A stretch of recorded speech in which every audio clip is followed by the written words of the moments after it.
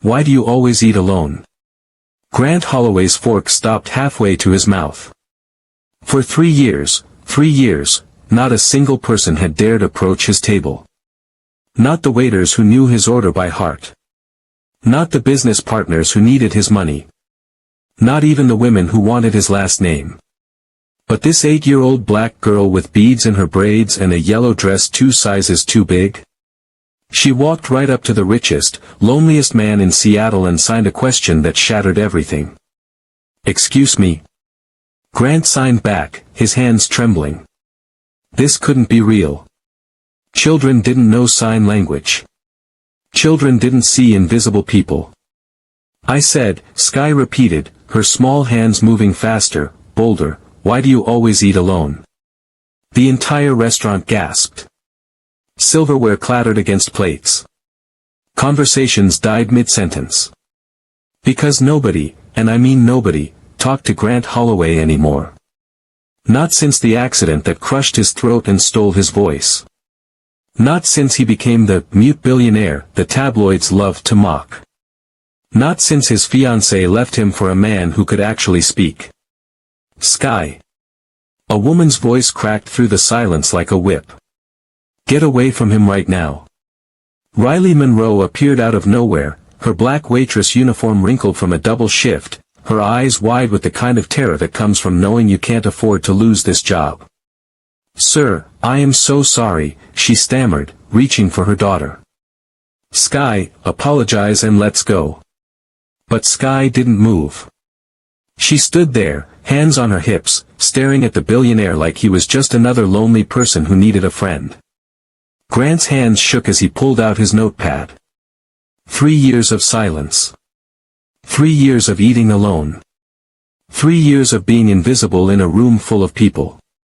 He wrote 5 words that would change 3 lives forever. "Nobody's ever asked me that." Sky read it, and her face broke into the brightest smile Grant had seen in years. "Well, mister," she said, her hands dancing through sign language like she was born speaking it, "maybe somebody should have." And just like that, the mute billionaire who owned half of Seattle, who could buy anything except happiness, who had millions of dollars but 0 reasons to smile, started crying. Right there. In the middle of the fanciest restaurant in the city. Because an 8-year-old girl had just asked him the one question everyone else was too afraid to ask. "Don't you want to be happy?" Yo. Welcome to Top Story, family. Listen, if you're new here, drop a comment right now and tell me where you're watching from. And if you've been here before, you already know we don't do boring stories. We do real stories. Stories that hit different. Stories that make you feel something.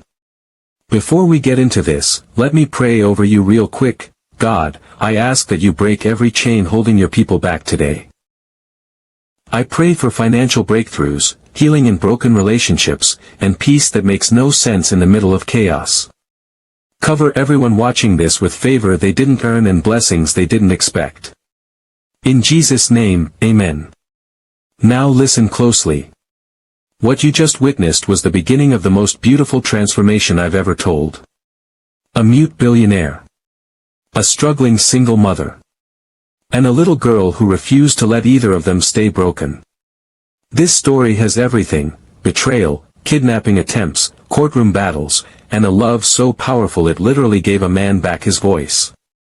So buckle up, hit that subscribe button if you haven't already, and let's start. Because what happened next? Nobody saw it coming.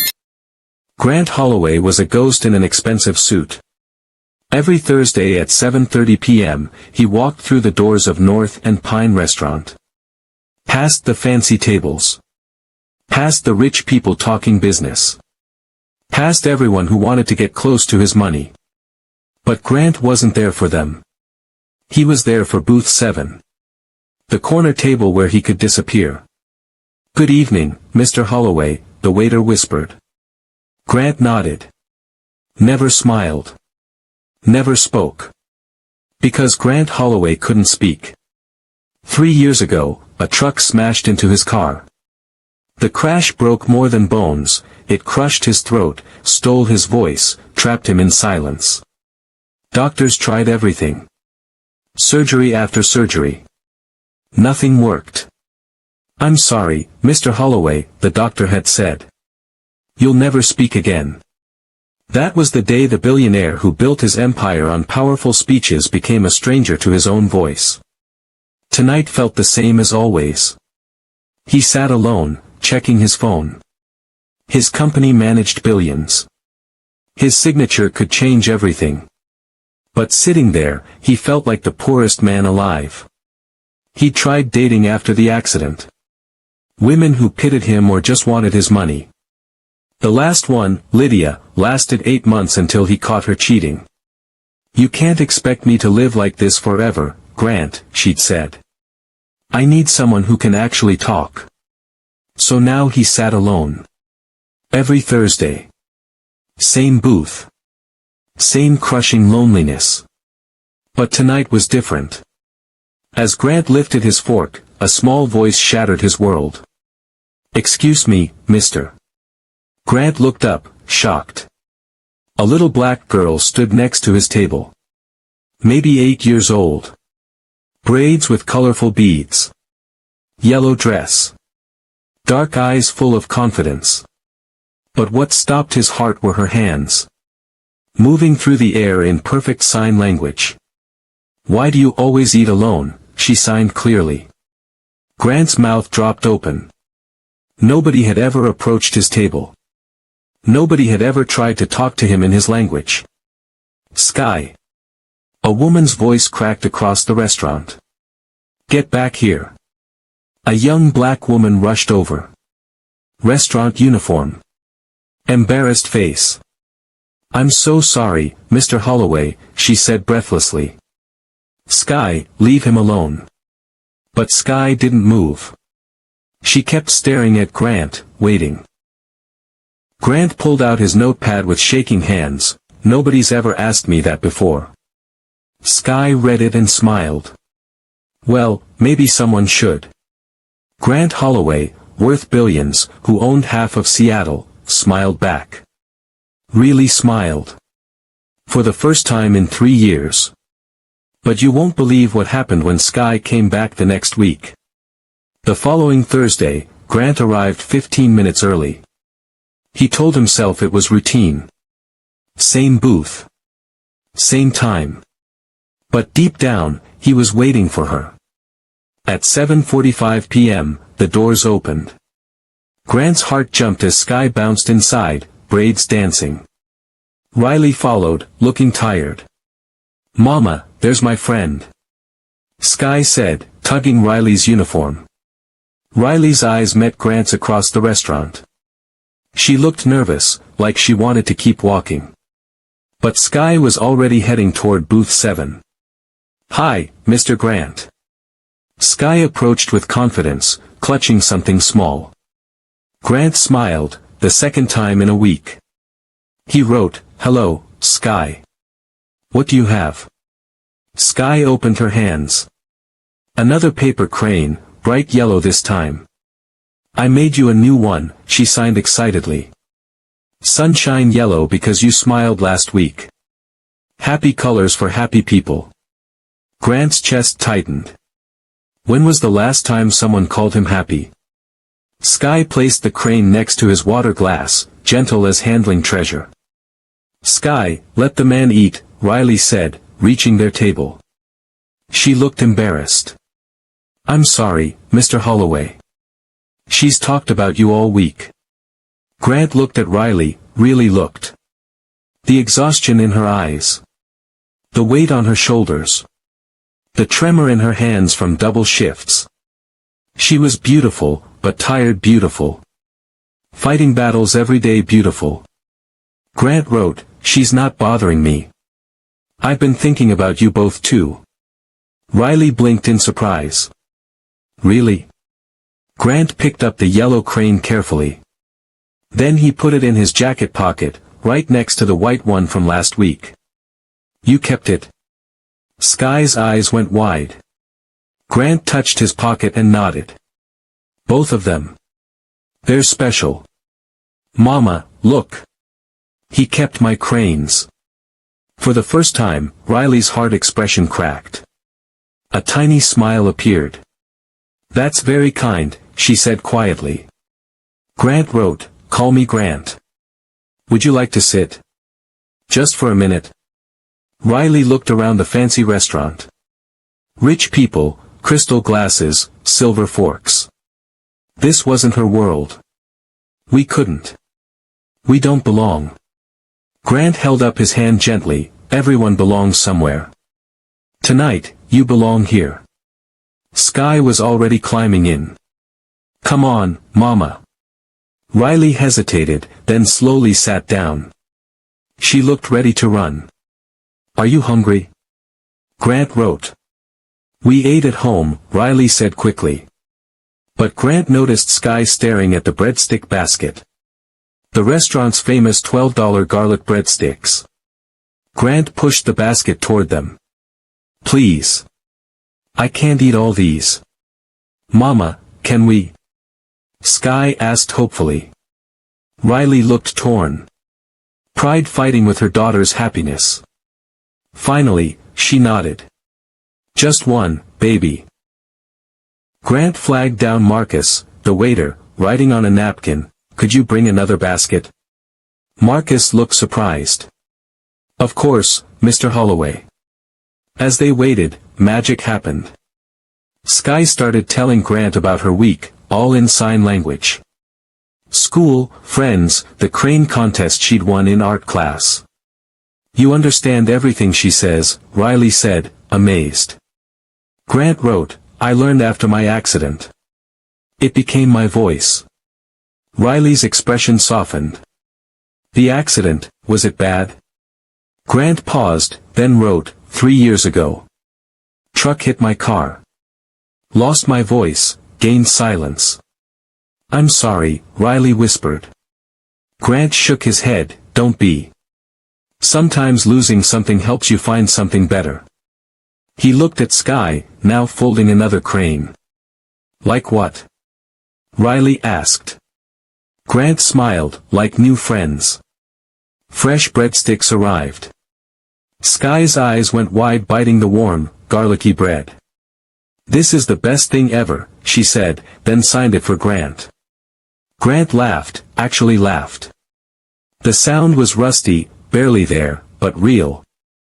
Riley stared. You can make sound. Grant touched his throat, sometimes. When I'm really happy. Sitting there, watching Sky enjoy breadsticks while Riley finally relaxed, Grant realized something incredible. For the first time in 3 years, he was really happy. But their perfect moment was about to be tested by someone from Riley's past who would change everything. The third Thursday brought something unexpected. Grant was waiting in booth 7 when Sky burst through the doors like a tiny hurricane. But this time, she carried more than just a crane. She had a small plastic metronome. Mr. Grant. Mr. Grant, she called, running toward his table with the device clutched tight. Riley hurried behind her, shaking her head with a tired smile. I told her to leave that at home, but I wanted to show you. Sky said, sliding into the booth. Her eyes sparkled as she placed the metronome on the table. Grant stared at the scratched white device. Clearly old, probably from school. One corner held together with tape. He wrote, what is it? It's a metronome. Sky signed enthusiastically. From band class. It makes beats for music. Want to hear? Before Grant could respond, Sky clicked the switch. Tick tick tick tick. The steady rhythm filled the space between them. Simple. Hypnotic. Grant's eyes closed automatically. For 3 years, his world had been silent meetings, quiet dinners, endless loneliness. No rhythm. No beat. Just empty space where sound used to live. But this was different. The metronome wasn't trying to replace his lost voice. It was creating something new. A heartbeat for their friendship. Do you like it? Sky asked, watching his face carefully. Grant opened his eyes and nodded. More than liked it. The steady tick-tick-tick made him feel alive. Sky uses it for piano practice, Riley said, settling beside her daughter. She looked more comfortable tonight. You play piano? Grant wrote. A little, Sky signed modestly. Mama saves money for lessons. I practice on the old piano at church. Grant's chest tightened. A little girl making music on borrowed time, with a taped-together metronome and church piano practice.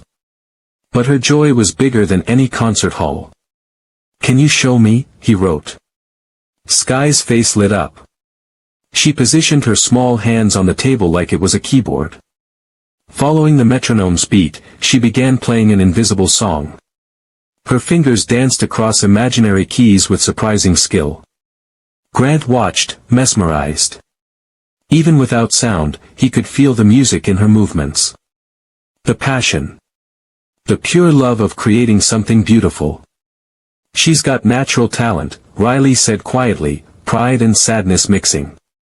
The music teacher says she could be really good with proper training, but she didn't finish. She didn't need to. Grant understood. Proper training cost money they didn't have. When Sky finished, she looked at Grant hopefully. Did you like my song?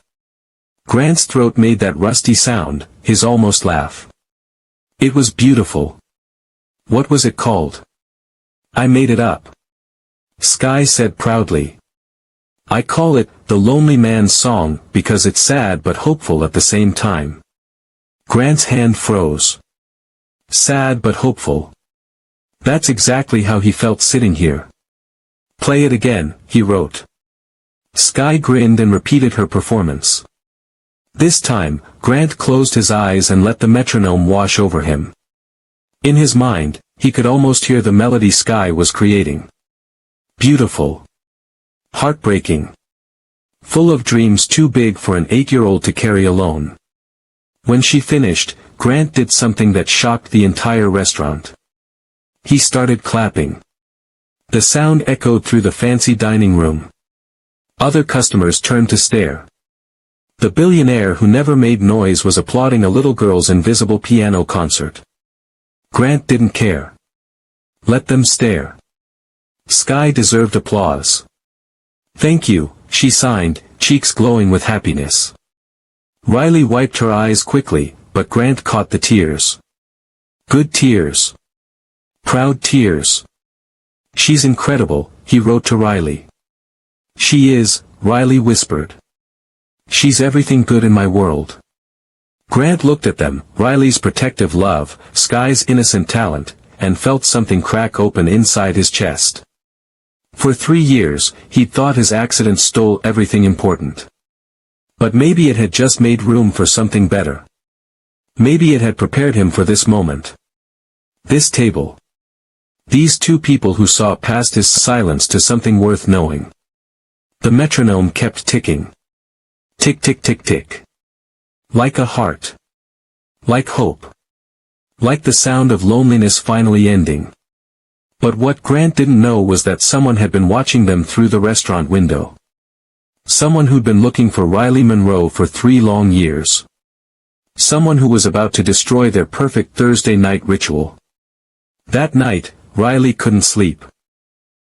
She stood at her tiny apartment window, watching Seattle's city lights blur through raindrops. Sky was asleep in their shared bed, clutching the new crane she'd made for Grant. But all Riley could think about was the way Grant had looked at them tonight. Like they mattered. Like they belonged in his world. And that terrified her. Don't be stupid, Riley, she whispered to herself.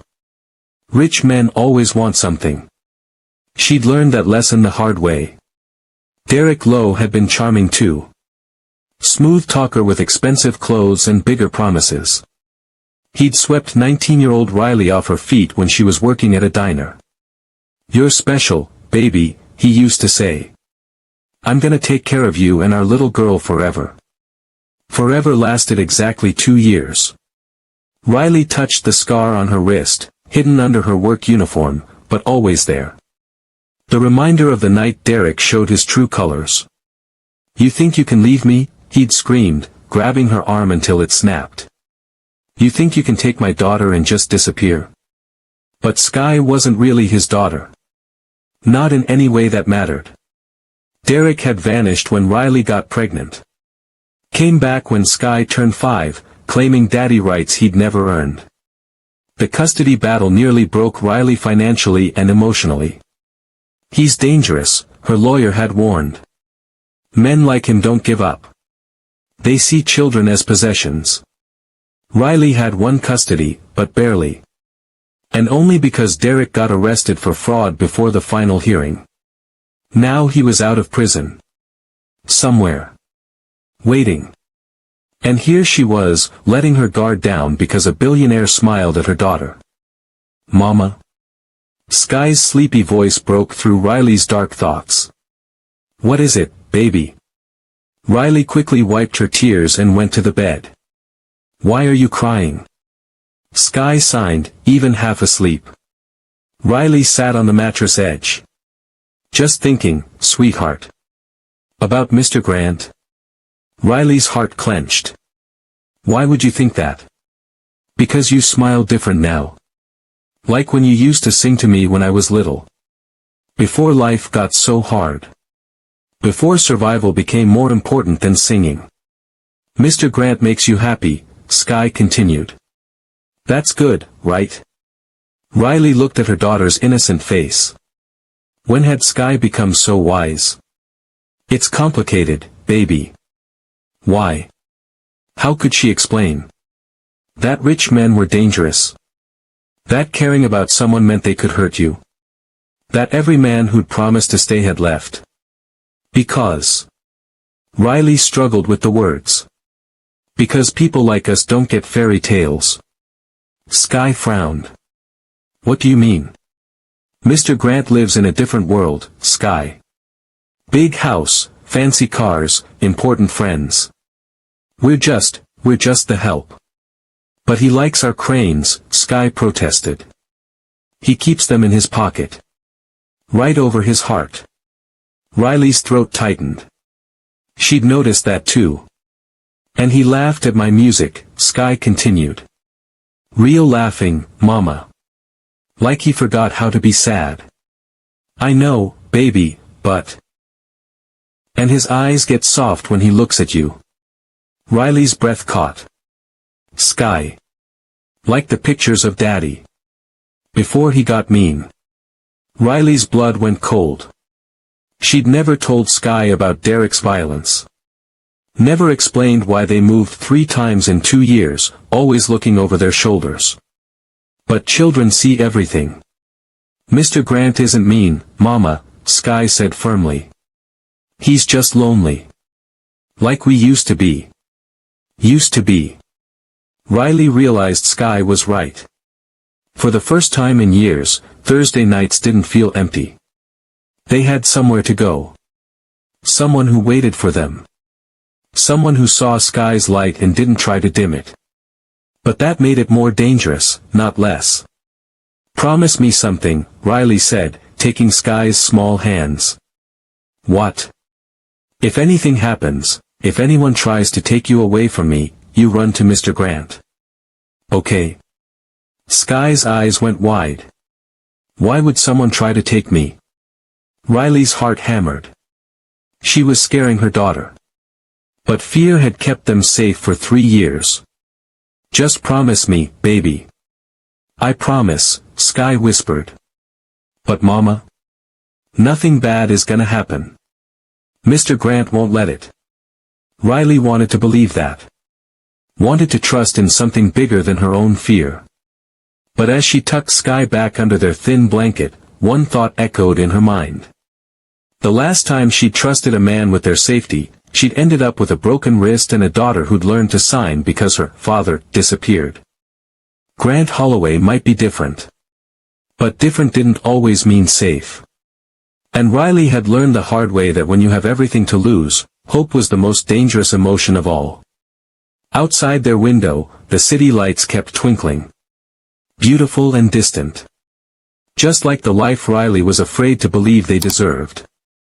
But what Riley didn't know was that in a penthouse 3 miles away, Grant Holloway was making a decision that would put her worst fears to the test. Grant arrived at North and Pine 30 minutes early. He told himself he was just getting work done before dinner. But the truth sat heavy in his chest, he was waiting for them. He'd been thinking about Riley all week. The way she'd smiled when Sky played her invisible piano. The careful way she watched him, like she was waiting for him to disappoint her. Someone had hurt her. Badly. Grant recognized the signs because he'd felt them too. The way she held herself ready to run. The protective wall around her heart that only cracked open for Sky. But tonight, something was different in Grant's chest. A warmth he hadn't felt in 3 years. Hope. He sat in booth 7, not reading emails or checking stock prices. Just waiting. His jacket was folded neatly beside him, the 2 paper cranes safe in the inside pocket. At 7:35, the restaurant doors opened. Grant's heart jumped as Sky bounced inside, her school backpack sliding off one shoulder. She wore a bright red dress today, and her smile could have powered the whole building. Behind her, Riley walked more slowly. She looked tired, like always. But when her eyes found Grant's across the restaurant, something soft flickered in her expression. Recognition. Maybe even relief. "Mr. Grant." Sky called out, heading for his table. But Grant was watching Riley. The way her shoulders relaxed when she saw him. The tiny smile that touched her lips before she could stop it. She'd been thinking about him too. "You're early tonight," Riley said as they reached booth 7. Grant pulled out his notepad. "I wanted to make sure I got our table." "Our table." The words made Riley's cheeks flush. "Can I sit with you?" Sky asked, already climbing into the booth. Grant nodded and wrote, "This is your spot now." As Sky settled in, she pulled something from her backpack. Not just one crane this time, 3 of them. Red, blue, and white. "I made extras," she signed proudly. "One for each week we've been friends." Grant's throat tightened. 3 weeks. Had it really changed his entire world in just 3 weeks? He picked up each crane carefully, examining the perfect folds. Then he did what Sky expected, slipped all 3 into his jacket pocket. "How many do you have now?" Riley asked, sliding in next to her daughter. Grant touched his pocket and wrote, 5. "I keep them all." "Why?"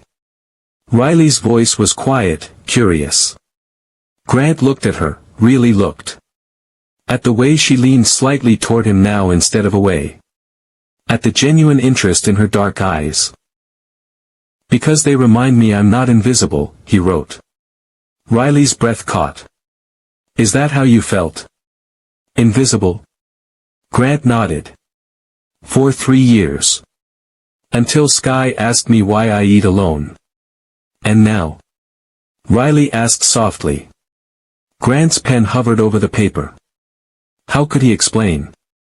That Thursday nights had become the brightest part of his week. That he'd started coming early just to watch for them through the window. "Now I feel seen," he wrote. Sky beamed and reached across the table to pat his hand. "That's because we're friends, Mr. Grant. Friends see each other." Grant smiled, his real smile, the one that only appeared around them. But as he looked at Riley, he saw something else in her eyes. Fear, mixed with the warmth. She was falling for him. And it scared her. Grant understood that fear. After his accident, after Lydia's betrayal, he'd built walls too. But somehow, a fearless 8-year-old with paper cranes had knocked them all down. "Are you hungry?" Grant wrote. "Always," Sky said with a grin. But Riley shook her head. "We can't keep letting you buy us dinner." "Why not?" Grant wrote. "Because." Riley struggled. "Because I can't pay you back." Grant's heart broke a little. She thought this was about money. About owing him something. Friends don't keep score, he wrote. But Riley gestured around the fancy restaurant. And we're. You're what? Grant wrote, his pen pressing harder. Riley looked down. Nobody important. Grant's chair scraped as he leaned forward. He wrote in bold letters, "You are the most important people in my world." Riley's eyes went wide. Sky gasped. Really? Sky asked. Grant nodded firmly. Then he wrote, "I was dying before I met you. Dying of loneliness. You saved my life." Riley's eyes filled with tears. Grant. Let me buy you dinner. Let me be your friend. Please. Riley looked at her daughter, who was watching with hopeful eyes. Then back at Grant, this man who'd somehow seen through their worn clothes and tired smiles to the people underneath. "Okay," she whispered. "But only because Sky likes the breadsticks." Grant's laugh, that rusty, beautiful sound, filled the space between them. For the next hour, they talked and laughed and shared stories. It felt like family. But as the evening wound down, Grant noticed Riley checking her phone nervously. "Everything okay?" he wrote. "Just checking the time," she said quickly. Too quickly. Grant's business instincts kicked in. Something was wrong. "Riley, are you in some kind of trouble?" he wrote quietly. Riley's face went pale. She glanced at Sky, who was folding another crane. "No," she said. But her voice shook. Grant leaned closer and wrote, "If you need help, I'm here." Riley stared at the words, her hands trembling slightly. "I know," she whispered. "That's what scares me." "Why does that scare you?" Riley looked out the restaurant window at the dark street beyond. "Because the last time I trusted someone to help us, we almost lost everything." Grant's chest tightened. Someone had betrayed her trust. Badly. "I'm not him," Grant wrote. "I know," Riley said again. "But what if you change your mind? What if you get tired of us?" Grant reached across the table and gently covered her hand with his. Riley went perfectly still. For a moment, the whole restaurant faded away.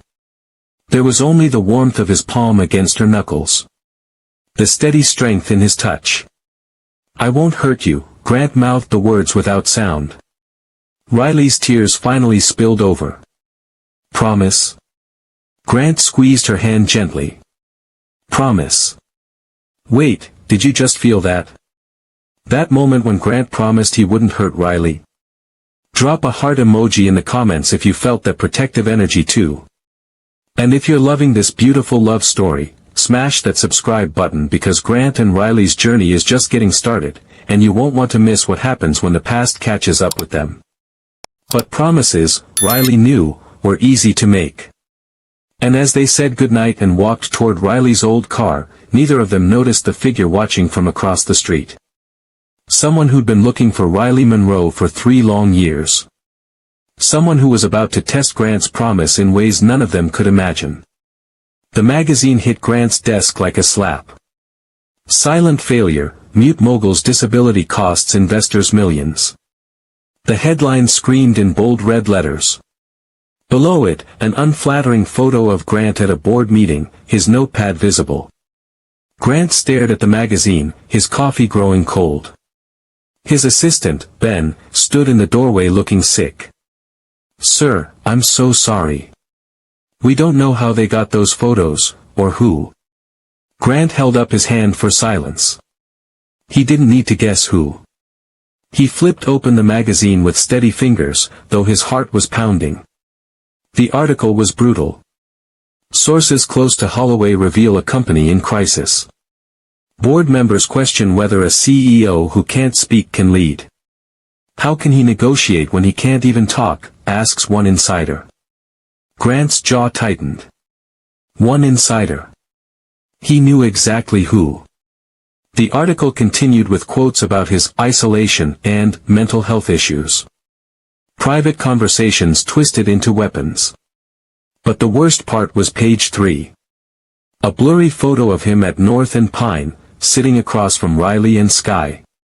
The caption read, Holloway's new obsession. Staff report the billionaire fixated on single mother and her daughter. Grant's vision went red. They'd made it sound sick. Predatory. They'd dragged Riley and Sky into this. His phone buzzed. A text from Lydia, hope you enjoyed the article. You should have been nicer to me, Grant. Hugs and kisses. Grant stared at the message, hands trembling with rage. For 3 years, he'd kept quiet about her cheating. He'd been a gentleman. And this was how she repaid him. Another text, the board meeting is in an hour. Good luck explaining this. Grant threw his phone across the room. It smashed against the wall, pieces scattering. Sir. Ben stepped forward carefully.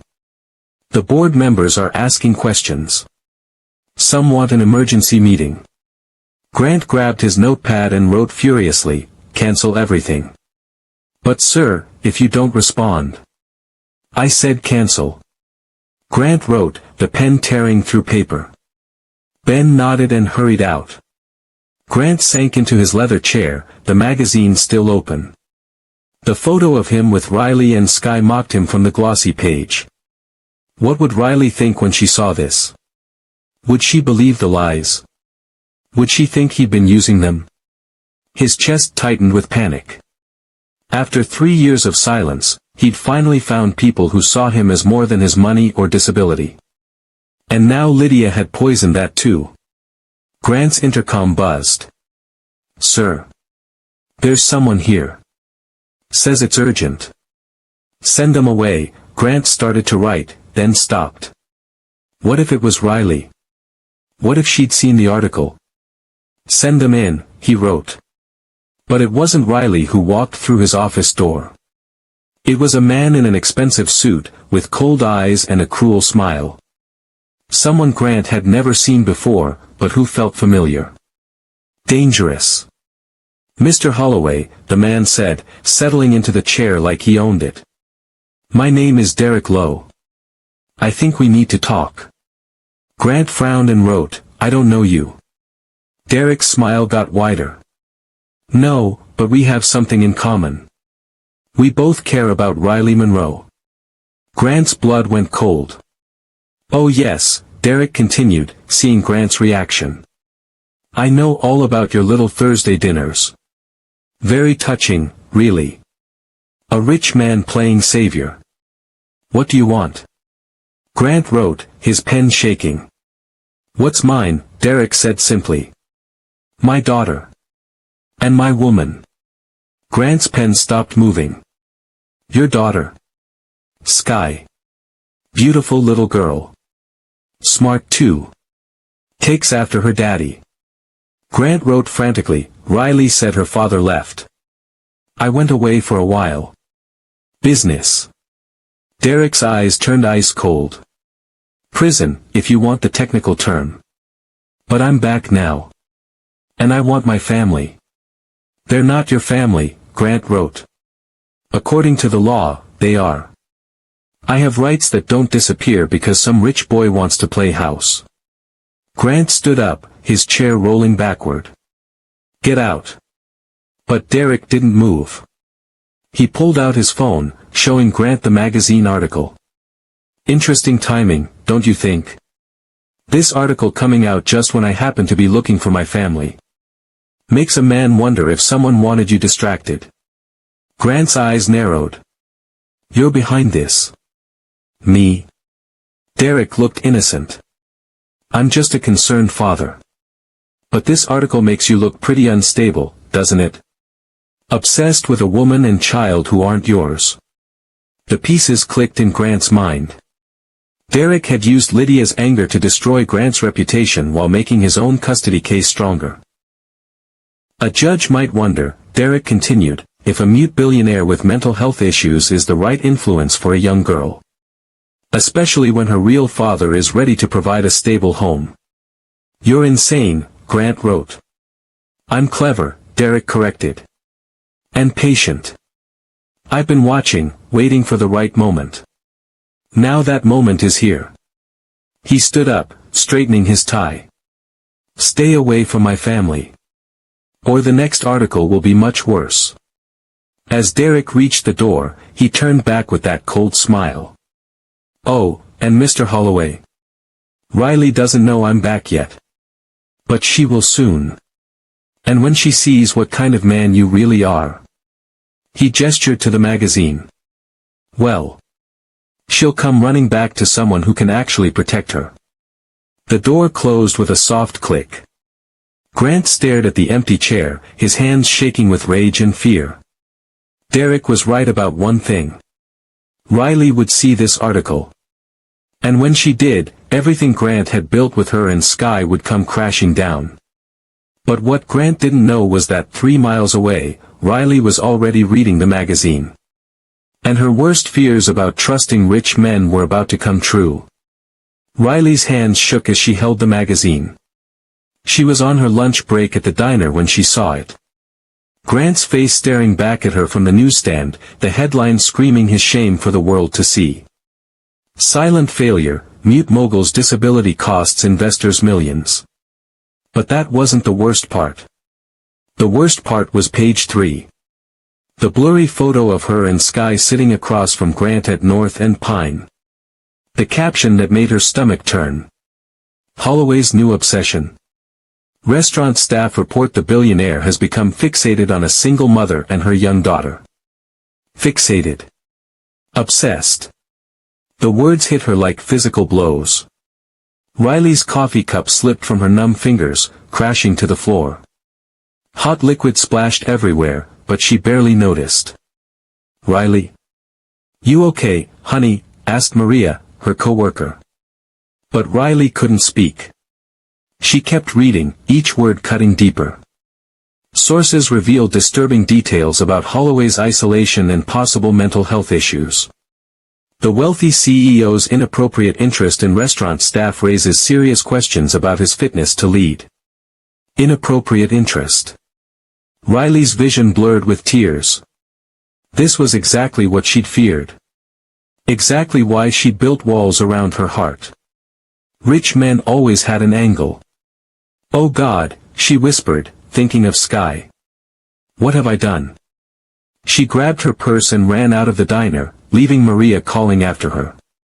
She had to get to Sky's school. Had to protect her daughter before this got worse. But as Riley drove through Seattle traffic with shaking hands, one thought echoed in her mind. How could she have been so stupid?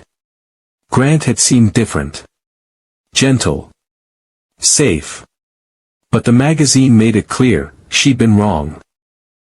She'd let a rich man get close to her daughter, and now they were both exposed. Riley's phone buzzed. A text from an unknown number. Saw the article. We need to talk. Meet me at Pike Place Market in 1 hour. Come alone. D. Riley's blood went ice cold. D. There was only one person in her life who signed messages with just D. Derek. He was back. And he'd seen the article too. This was a nightmare. Derek was out of prison, Grant was apparently some kind of predator, and Sky was caught in the middle.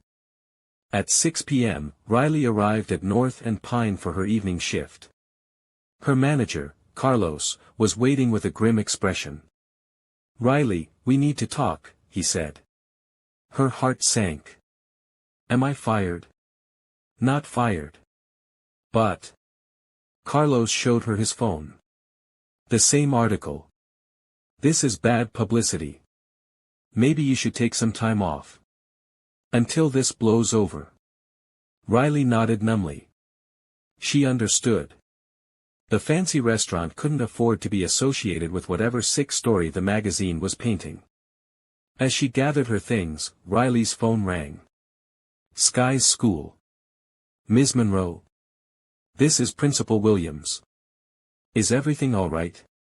A man was here asking about Sky. Said he was her father. Riley's knees nearly gave out. What did you tell him? Nothing, of course.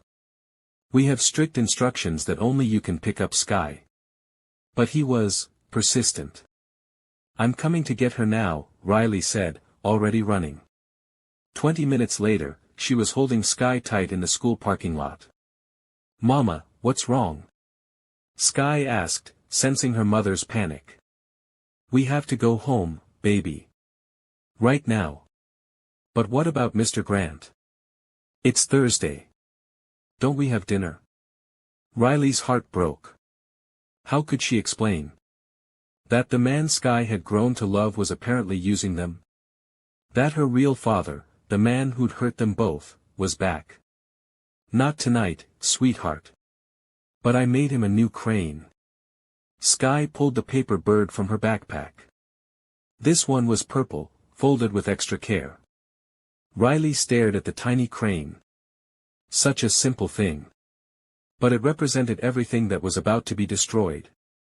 We can't see Mr. Grant anymore, Riley said, the words tasting like poison. Why not? Sky's eyes filled with tears.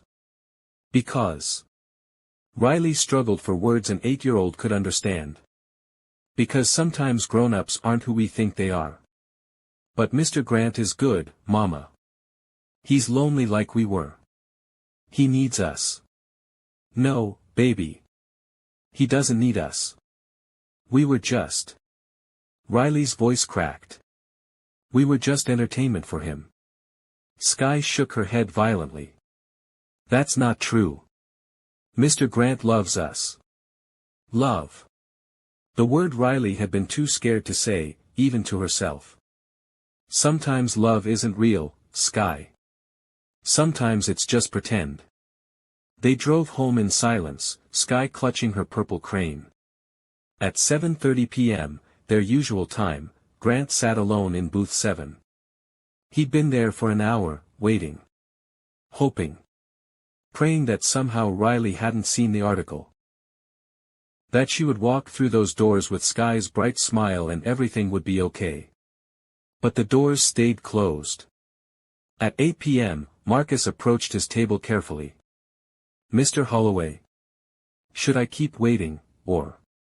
Grant stared at the empty booth across from him. At the breadstick basket he'd ordered for Sky.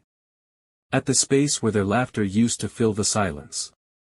They weren't coming. Riley had seen the article. And she believed it. Grant pulled out his notepad with shaking hands. Can you deliver something for me? Marcus nodded. Grant reached into his jacket pocket and pulled out all 5 paper cranes. White, yellow, red, blue, and white again. Each one a memory. Each one a moment when he'd felt truly happy. He placed them gently on the table and wrote an address on his notepad. Riley's address. Give these to Riley Monroe. Tell her I kept my promise. Marcus looked confused but took the cranes carefully. As Grant watched the waiter walk away with the only light he'd known in 3 years, he felt the familiar darkness closing in. He'd been a fool to think someone like Riley could really care about someone like him. He'd been a fool to think he deserved happiness. But what Grant didn't know was that at that exact moment, Riley was sitting in her tiny apartment, staring at an envelope that had been slipped under her door. An envelope containing custody papers and a note in handwriting she recognized. I'm back, Riley. And I'm taking what's mine. You should have been more careful about the company you keep. D. The battle for Sky was just beginning. And Grant's betrayal, real or imagined, had left Riley completely alone to fight it. At 11:47 p.m., someone knocked on Grant's penthouse door. Grant looked up from his desk, confused. He'd been sitting there for hours, staring at his laptop without seeing it. His security system showed no alerts. No one was scheduled to visit. The knock came again. Softer this time. Almost desperate. Grant walked to the door and checked the security monitor. His heart stopped. Riley stood in his hallway, soaked from Seattle's rain. Her hair was plastered to her head, clothes dripping water. And in her arms, wrapped in a thin blanket, was Sky.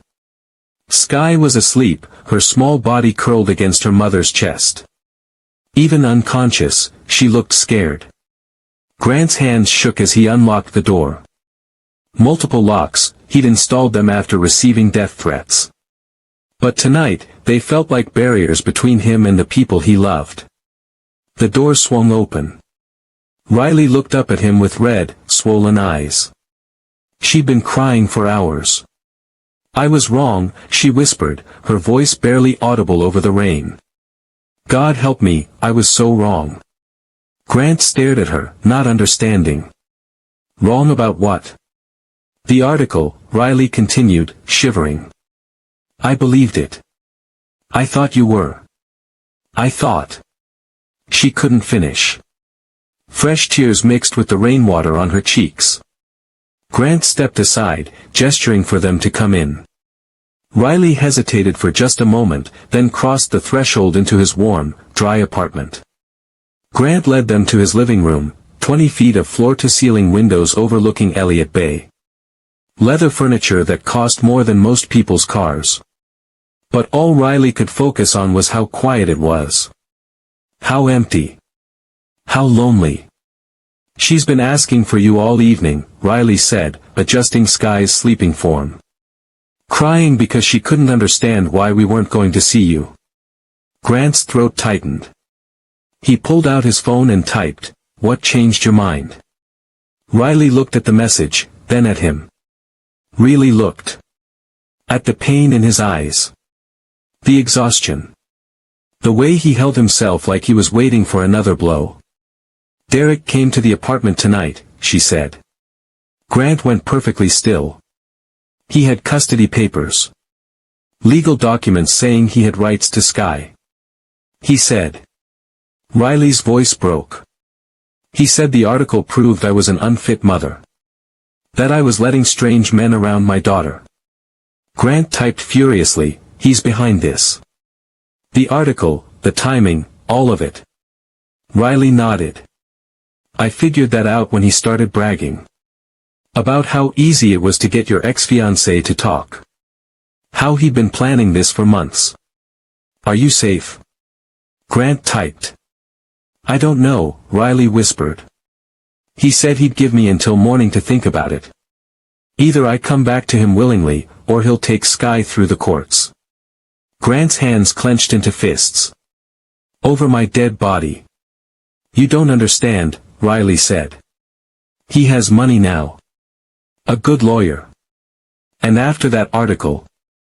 She gestured helplessly. "Who's going to believe me?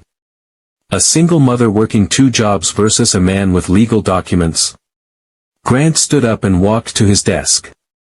He opened a drawer and pulled out a thick manila folder.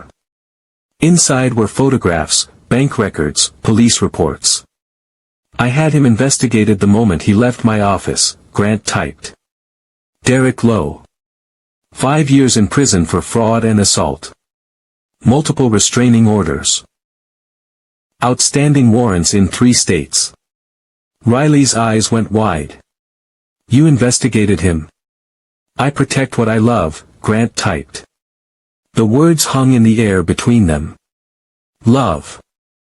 He'd said it so simply, so matter-of-factly. "Grant." Riley's voice was soft. "I know you don't trust rich men," he typed. "I know someone hurt you before. But I'm not him, Riley. I would die before I let anyone hurt you or Sky." Riley looked down at her sleeping daughter, then back at Grant. "I know. I think I've known all along. But I was so scared." "Of what?" "Of this," she whispered, gesturing around his penthouse. "Of caring about someone who lives in a completely different world. Of what happens when you get tired of us." Grant knelt in front of her chair, his eyes level with hers. "I will never get tired of you. Either of you. How can you be sure?" Grant reached into his jacket pocket, the same one where he'd kept all the cranes. But instead of paper birds, he pulled out something else. 5 tiny paper cranes, but these were different. They were laminated. Preserved. Protected. You kept them. Riley breathed. I had them professionally preserved, Grant typed. So they would last forever. Like my promise to you. Riley's tears started again, but these were different tears. Relief. Hope. Love. Sky stirred in her arms, opening sleepy eyes. Mama? Where are we? We're safe, baby, Riley whispered. We're with Grant. Sky looked around the big room, then at Grant kneeling beside them. Her face broke into a tired but happy smile. Mr. Grant, she signed sleepily. I was scared you were gone. Grant's eyes filled with tears. I'm right here, he signed back. I'll always be right here. Can we stay tonight? Sky asked. I don't want to go home. Riley looked at Grant questioningly. He nodded immediately. You can stay as long as you need, he typed. Both of you. The spare bedroom has its own bathroom, Grant continued typing. Clean towels in the closet. Food in the kitchen. This is your home now. Home. The word made Riley's chest ache with happiness she'd forgotten was possible. Grant, she said softly. About the article. Lies, he typed. All of it. Derek used Lydia's anger to destroy both our reputations. But we'll fight back. How? Grant smiled, his real smile, the one reserved only for them. Together. As Riley carried Sky toward the guest room, the little girl looked back at Grant over her mother's shoulder. Mr. Grant, she signed. Tomorrow is Friday. Grant nodded. Can we still have dinner together? Even if it's not Thursday? Grant's throat made that rusty sound, his almost laugh. We can have dinner together every day if you want. Promise? Sky asked. Grant touched the pocket where the preserved cranes waited. Promise. But as Riley tucked Sky into the softest bed she'd ever felt, none of them knew that 20 floors below, Derek Lowe was sitting in a rental car, staring up at Grant's penthouse windows. Waiting. Watching. Planning his next move. The real war was just beginning. Friday morning arrived like a storm. Riley woke up in the softest bed she'd ever slept in, sunlight streaming through floor-to-ceiling windows. For a moment, she forgot where she was. Then reality crashed back. Derek. The custody papers. The choice he'd given her. She checked her phone. 3 missed calls and a text, time's up, Riley. Bring my daughter home, or I'm calling my lawyer. Riley's hands shook as she read the message. In the next room, she could hear Sky giggling, actually giggling, as she talked to Grant. Good morning, Mama. Sky called out when Riley emerged from the bedroom. The sight that greeted her stopped Riley's heart. Grant was sitting cross-legged on his expensive living room floor, still in his pajamas and robe. Spread out around him were coloring books, crayons, and at least 20 paper cranes in every color imaginable. Mr. Grant taught me how to make rainbow cranes. Sky announced proudly. Look. She held up a crane folded from paper that shifted from purple to pink to orange. It was beautiful. Grant looked up at Riley and typed on his phone. She was awake at 6 a.m. I hope you don't mind. Riley's heart melted. This billionaire, this man who commanded boardrooms and moved millions, was sitting on his floor having a tea party with her 8-year-old daughter. Mind? Riley's voice caught. Thank you. But before Grant could respond, his intercom buzzed. His doorman's voice crackled through. Mr. Holloway, there's a gentleman here to see you. Says his name is Derek Lowe. Claims it's about custody of a minor. The temperature in the room plummeted. Sky looked confused. Who's Derek? Riley's face went white. She'd never told Sky her father's real name. In Sky's world, her daddy was just the man who went away. Grant stood up quickly, typing, "Tell him Mr. Holloway is not available." "Sir," the doorman continued, "he says he has legal documents. And he's not alone. There are 2 police officers with him." Riley sank onto the couch, her legs giving out. "He actually did it. He called the police." "What does that mean?" Grant typed frantically. "It means he's claiming I kidnapped my own daughter. That I'm keeping her from her legal father." Sky's eyes went wide with fear. "Mama, I don't want to go with strangers." "You won't, baby," Riley said, but her voice shook. Grant was already moving, grabbing the manila folder from his desk. "We have evidence. His criminal record. The fraud conviction. But what if it's not enough?" Riley whispered. "What if they believe him?" The intercom buzzed again. "Sir, they're demanding to come up. The officers say they have a court order." Grant's jaw tightened. He walked to the intercom and pressed a button. When he spoke, his voice was barely a whisper, but it was there. "Send them up." Riley gasped. It was the first time she'd heard Grant's actual voice. Rough, damaged, but real. "Grant, you spoke," she breathed. "For you," he typed. "For Sky. I'll find my voice again if that's what it takes." 3 minutes later, heavy knocks echoed through the penthouse.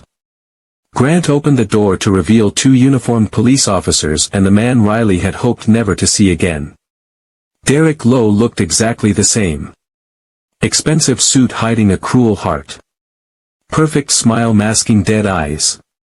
Handsome face that had once fooled her into thinking she was safe. "Hello, Riley," Derek said smoothly. "You look good." "Scared, but good." "Get away from us," Riley whispered, pulling Sky behind her. Now. Is that any way to greet the father of your child?" Derek's voice was honey over poison. One of the officers stepped forward. "Ma'am, we need to discuss the welfare of the minor child. There's been a report of parental interference." "Parental interference?" Riley's voice cracked. "I'm her mother." "And I'm her father," Derek said, pulling out official-looking papers. "With legal rights that have been violated." Grant moved protectively in front of Riley and Sky. He typed rapidly, "This man is a convicted felon with outstanding warrants." The officer read the phone screen. "Sir, and you are?"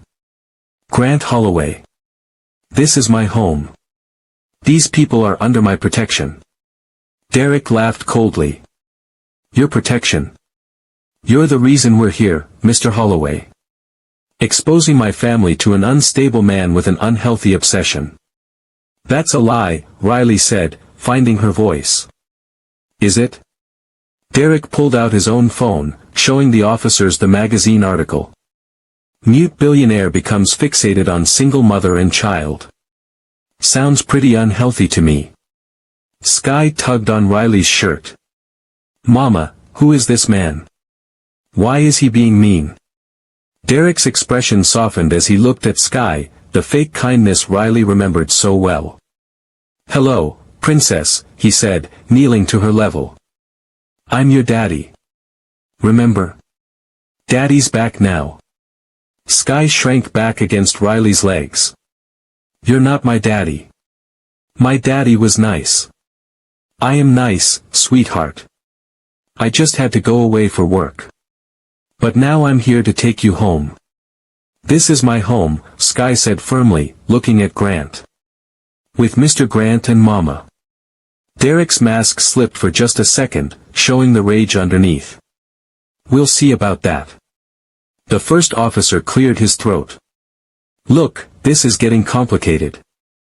We're going to need everyone to come down to the station." "No," Riley said desperately. "You don't understand. He's dangerous. Ma'am, he has custody documents." Grant suddenly stepped forward and spoke again, his damaged voice stronger this time. "Officer, check his warrants. He handed over the manila folder. Fraud, assault, multiple states. The second officer took the folder, flipping through the documents. His expression changed as he read. Derek Lowe, he asked. Born March 15, 1985. That's me, Derek said, but his confidence was slipping. Sir, you have outstanding warrants in Oregon and California. I'm going to need you to turn around and place your hands behind your back. What? Derek's perfect composure cracked. This is ridiculous. I'm here for my daughter. Sir, turn around now. But Derek wasn't done. As the officer reached for his handcuffs, Derek lunged toward Sky. If I can't have her, nobody can. Riley screamed. Grant moved faster than anyone thought possible, stepping between Derek and Sky. Derek's fist connected with Grant's jaw, sending him stumbling backward. That's when something amazing happened. Grant Holloway, the mute billionaire who hadn't raised his voice in 3 years, roared. Not words. Just sound. Pure, protective rage that echoed through the penthouse like thunder. Both officers immediately tackled Derek, wrestling him to the ground as he fought and cursed.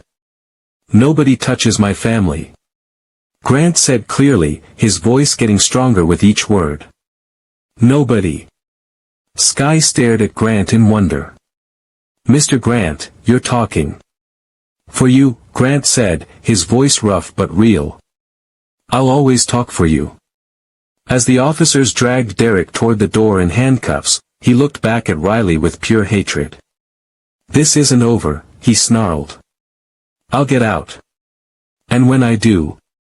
No, Grant said firmly. You won't. The door slammed shut. For a moment, the penthouse was perfectly quiet. Then Sky ran to Grant, throwing her small arms around his legs. You saved us, she said, looking up at him with shining eyes. Grant knelt down to her level and spoke carefully, we saved each other. Riley watched them, tears streaming down her face. Not tears of fear this time. Tears of relief. Of gratitude. Of love. But what none of them knew was that Derek's arrest was just the beginning. Because men like Derek Lowe always had backup plans. And his was about to tear their new family apart in ways they never saw coming. 10 minutes after the police left, Grant was on the phone. His voice was getting stronger with each word, like a muscle remembering how to work. Ben, I need you here. Now. Bring everything. Riley sat on the couch, still shaking from the confrontation. Sky was curled up next to her, clutching one of her rainbow cranes. Is the bad man coming back? Sky asked quietly. No, baby, Riley said, but her voice wasn't sure. Grant hung up and walked over to them. His jaw was already swelling where Derek had hit him, but he didn't seem to notice. He won't come back, Grant said clearly. I promise you that. How can you be sure? Riley asked. Grant's smile was different now. Not gentle like before. This smile had steel in it. Because I'm about to make sure he can't. 20 minutes later, Ben Harlow arrived carrying 3 thick briefcases. He was a thin man with sharp eyes and expensive suits, Grant's most trusted advisor. Jesus, what happened to your face? Ben asked, seeing Grant's bruise. Derek Lowe happened, Grant said. And now we're going to make sure it never happens again. Ben set the briefcases on Grant's dining table and opened them. Inside were laptops, legal documents, and phones. Tell me what you need, Ben said. Grant's eyes were ice cold. I need Derek Lowe destroyed. Legally. Completely. Forever. For the next hour, Riley and Sky watched in amazement as Grant transformed from gentle billionaire into something else entirely. Something dangerous. First, Grant said, his voice getting stronger by the minute, check his bail status. Ben typed furiously on his laptop. He's being held without bail. The warrants were for violent crimes. Good. But that won't hold him forever. What about the custody papers? Fake, Ben said, pulling up documents on his screen. The signatures are forged. The court seal is counterfeit. Riley's eyes went wide. He can't actually take Sky. He never could, Grant said firmly. It was all a con. Intimidation tactics. But what happens when he gets out of jail? Riley asked. Grant's smile turned sharp. He won't. Over the next 2 hours, Riley watched Grant orchestrate something that looked like magic. Phone call after phone call. Email after email. Favors called in from judges, prosecutors, and FBI agents. Maria Santos, please. Hi Maria, it's Grant Holloway. I need a favor. Judge Morrison. Grant here. I have information about a fugitive you've been looking for. Agent Chen, this is important. I have evidence of interstate fraud. With each call, Grant's net tightened around Derek. What's happening? Riley asked during a quiet moment. Justice, Grant said simply. Real justice. Ben looked up from his laptop. Oregon wants him for embezzlement. California wants him for assault. And now Washington has him for fraud and attempted kidnapping. How long? Grant asked. 15 to 20 years. Minimum. Riley's knees went weak with relief. 20 years. If we're lucky, Grant said. But I'm not done yet. He made one more call. This one was different. Quieter. More dangerous. It's Grant. I need information on someone. Everything you can find.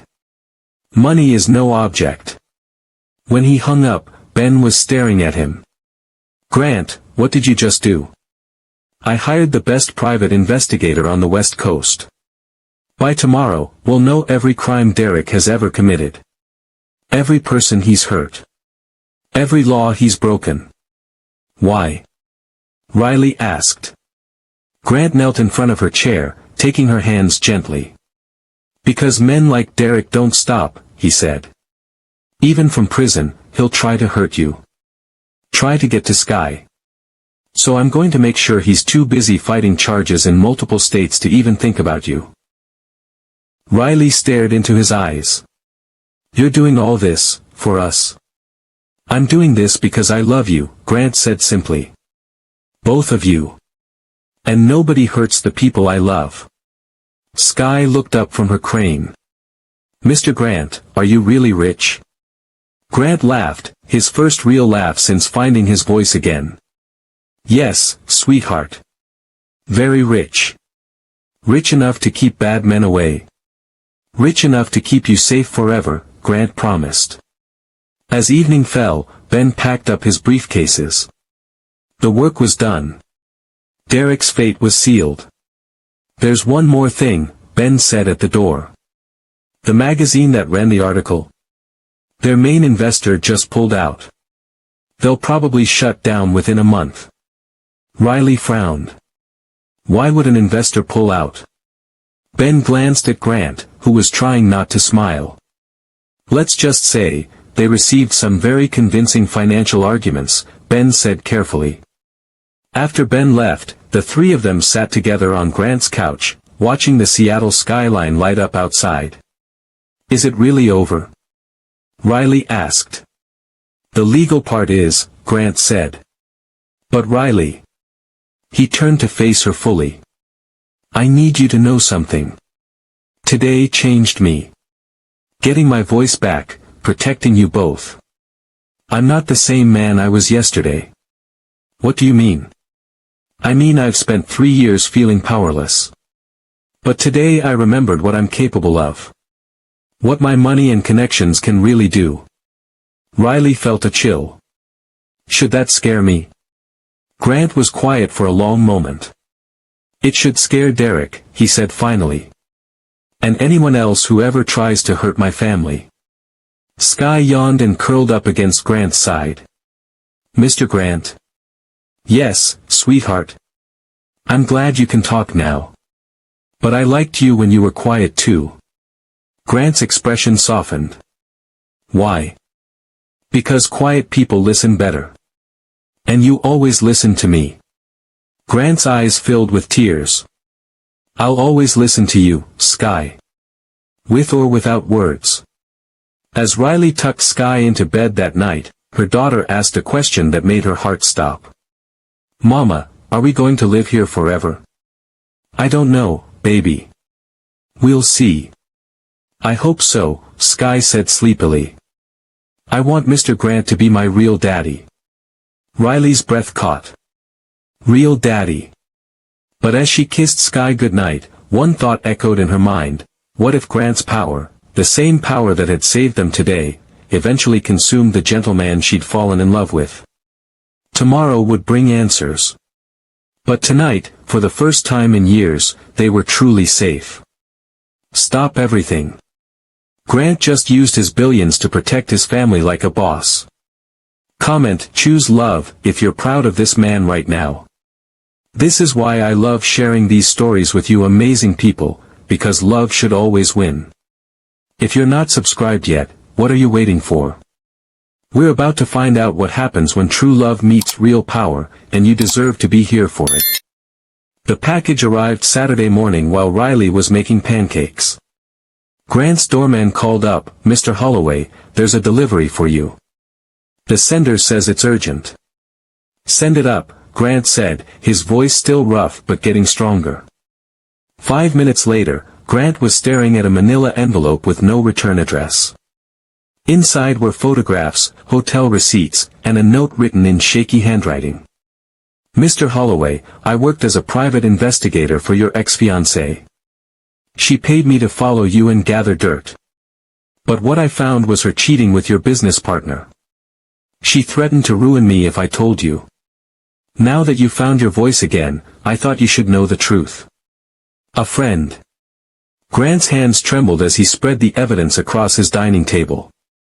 Photo after photo of Lydia with Marcus Chen, his chief operating officer. Coming out of hotels together. Holding hands in restaurants. Kissing in parking garages. Bank records showing payments to the private investigator.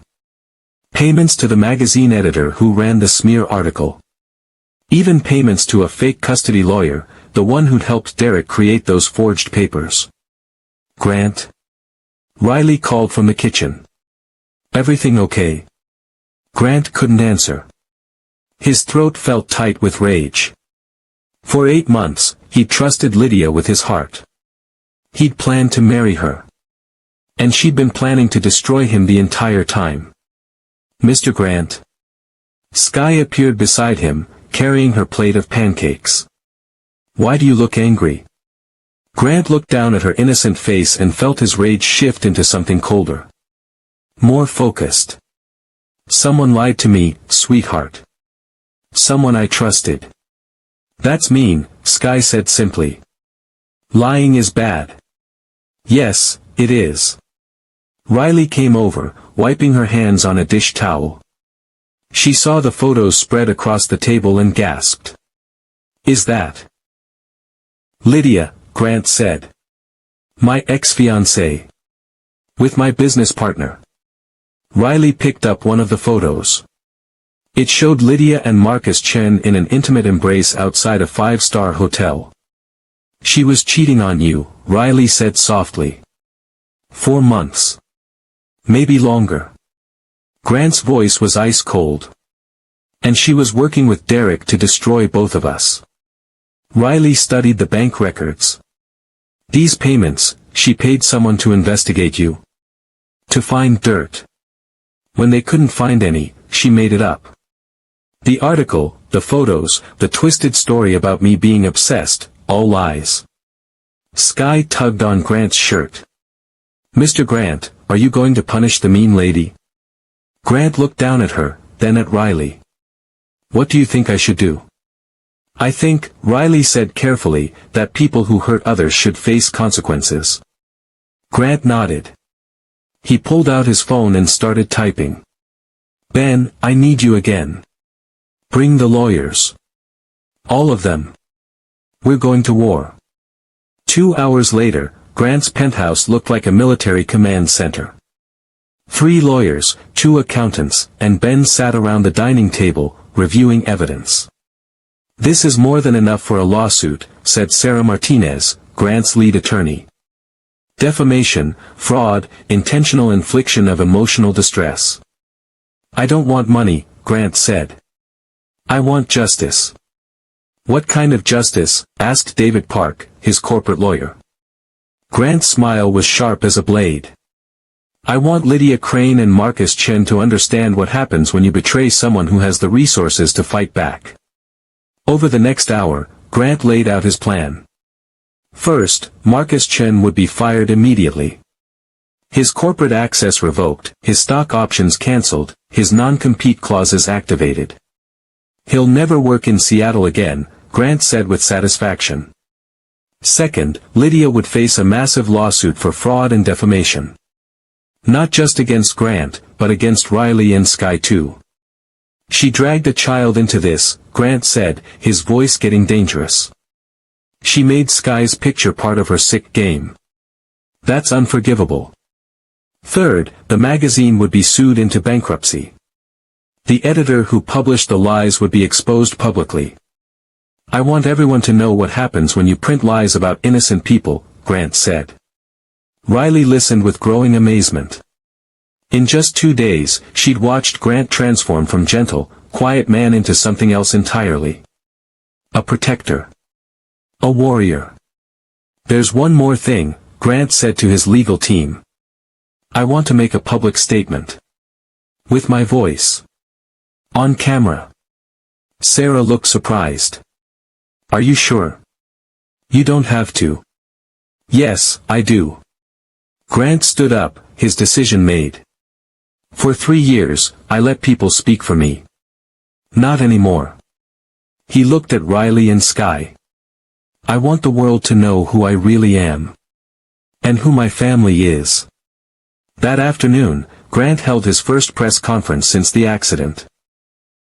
Standing behind a podium in his corporate headquarters, with Riley and Sky beside him, Grant faced a room full of reporters and cameras.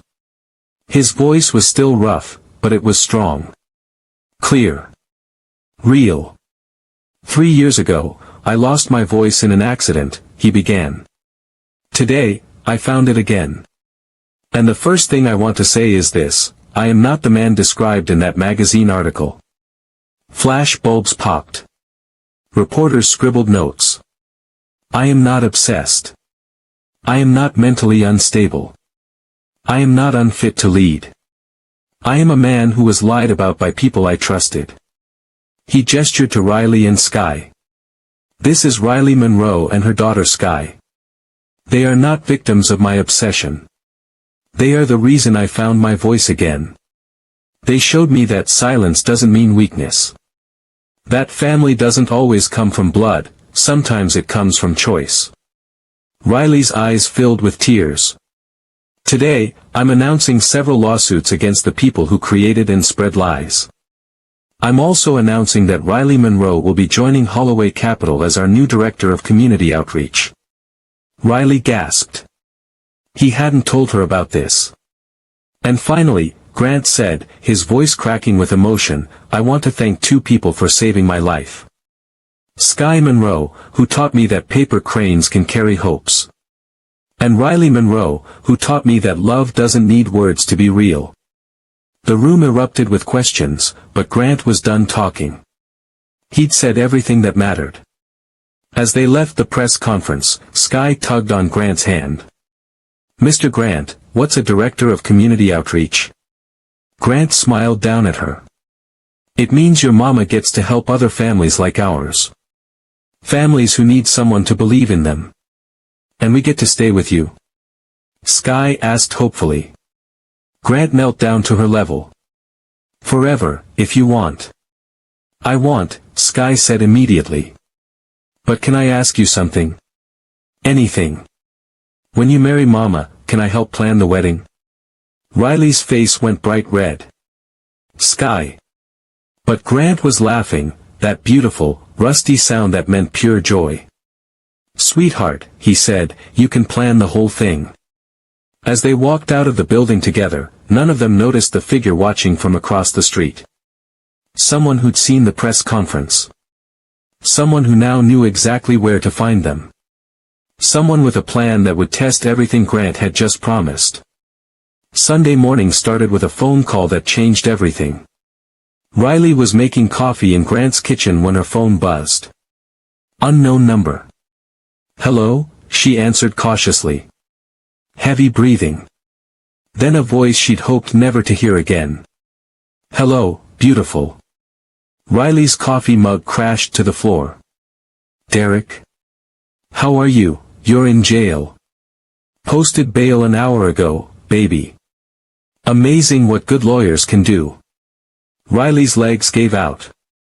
She grabbed the counter for support. That's impossible. Grant said. Grant doesn't know everything. Derek's voice was silk over steel. Rich boy made some enemies when he destroyed that magazine. Turns out the editor has friends. Friends with money. Riley looked around frantically. Grant was in his office on a business call. Sky was watching cartoons in the living room. What do you want? Riley whispered.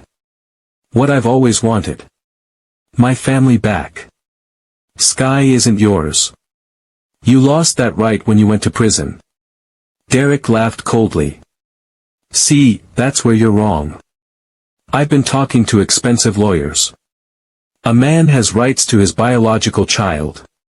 You broke my wrist. Ancient history. What matters now is the future. Our future. Riley heard footsteps. Grant was coming back. I have to go, she whispered. No. You're going to listen very carefully. Derek's voice turned dangerous. Meet me at Pike Place Market today. Noon. Bring Sky. We'll have a nice family reunion. I won't. You will. Because if you don't, I'll take her anyway. And next time, your rich boyfriend won't be there to protect you. The line went dead.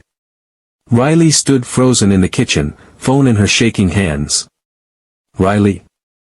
Grant's voice made her jump. Everything okay? She turned to face him, trying to hide her terror. Fine. Just, wrong number. But Grant knew her too well now. He saw the fear in her eyes, the way her hands trembled. What happened? He asked, stepping closer. Nothing, Riley's voice broke. Derek called. He's out. He wants to meet. Grant's expression went ice cold. What did he say? Riley told him everything. The threats. The demand to meet at Pike Place Market. The promise to take Sky one way or another. When she finished, Grant was perfectly still. Dangerously calm. He's not getting near you, Grant said quietly. Either of you. But what if he? Riley. Grant took her hands. Look at me. She did, seeing something in his eyes that made her breath catch. Complete certainty. Absolute protection. I will not let anything happen to you or Sky. Do you believe me? Riley nodded, unable to speak. Good. Now here's what we're going to do. Over the next hour, Grant laid out a plan that sounded like something from a spy movie. First, he called his head of security, a former FBI agent named Torres. I need a full protection detail. 3 teams. Best people you have. Next, he called his friend at the Seattle Police Department. Detective Walsh. It's Grant Holloway. I need a favor. Then came the most important part. Grant sat Sky down and explained in words an 8-year-old could understand. Remember Derek? The bad man from yesterday? Sky nodded, her eyes wide. He might try to trick you today. But I need you to remember something very important. Grant reached into his pocket and pulled out a small red paper crane. If you see him anywhere, you drop this crane. Anywhere. On the ground, out a window, wherever. Can you do that for me? Why? Sky asked. Because when you drop this crane, help will come. I promise. Grant's security team spent the morning setting up what Torres called the web. Undercover agents positioned around Pike Place Market. Plainclothes police officers mixed in with tourists. Surveillance cameras tracking every entrance and exit. If Derek shows up anywhere near that market, we'll know, Torres explained. But Grant wasn't taking any chances. We're not just defending, he told Riley. We're hunting. At 11:30 a.m., Riley and Sky left Grant's penthouse in his armored SUV. To anyone watching, it looked like they were going to the market as demanded. But 50 feet behind them, invisible in traffic, followed 3 more vehicles full of Grant's security team. This feels like overkill, Riley said into her earpiece. Nothing is overkill when it comes to protecting you, Grant's voice came back crystal clear. They parked at Pike Place Market at exactly noon. Riley held Sky's hand tight as they walked through the crowded tourist area.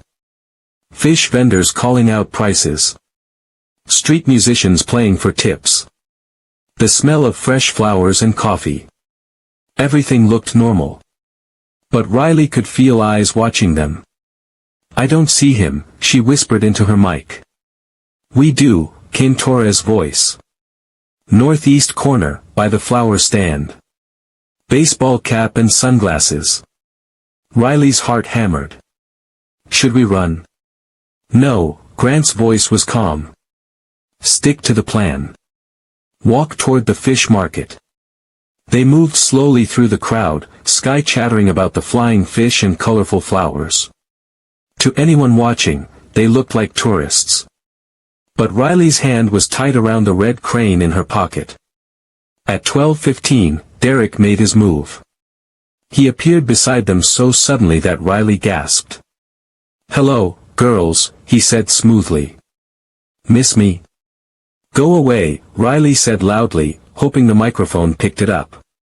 Come here, princess, Derek reached for Sky. Daddy wants to show you something. But Sky stepped behind Riley, her small hand finding the red crane. You're not my daddy, she said clearly. My daddy wouldn't scare my mama. Derek's mask slipped. Listen, you little. That's when Sky dropped the crane.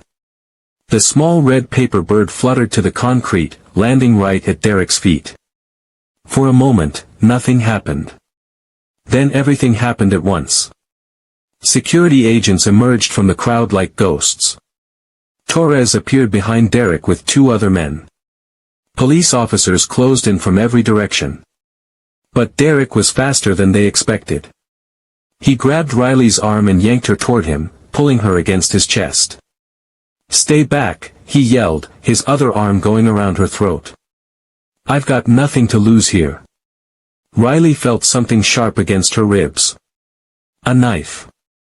Let her go, Lo, Torres called out, his weapon drawn. Not happening. Me and my girls are walking out of here. No, said a voice that cut through the chaos like a blade. Grant appeared through the crowd, walking straight toward them with no fear, no hesitation. Grant, don't. Riley gasped. But Grant kept coming, his eyes locked on Derek. You want to hurt someone? Grant said, his voice carrying across the market. Hurt me. Stay back, rich boy, or I'll cut her. Grant stopped 10 feet away. No, you won't. What makes you so sure? Grant smiled, and it was terrifying. Because if you hurt one hair on her head, I will spend every dollar I have, use every connection I own, and dedicate the rest of my life to destroying you. Not just legally. Personally. Derek's grip loosened slightly. You're bluffing. Am I? Grant's voice dropped to a whisper that somehow everyone could hear. Ask yourself this, Derek. What do you think a man with unlimited resources can do to someone who hurts the woman he loves? For a moment, Derek hesitated. And that was all Torres needed. He moved like lightning, grabbing Derek's knife hand while another agent tackled him from behind. Riley stumbled forward, free. Grant caught her in his arms, holding her so tight she could barely breathe. "It's over," he whispered in her ear.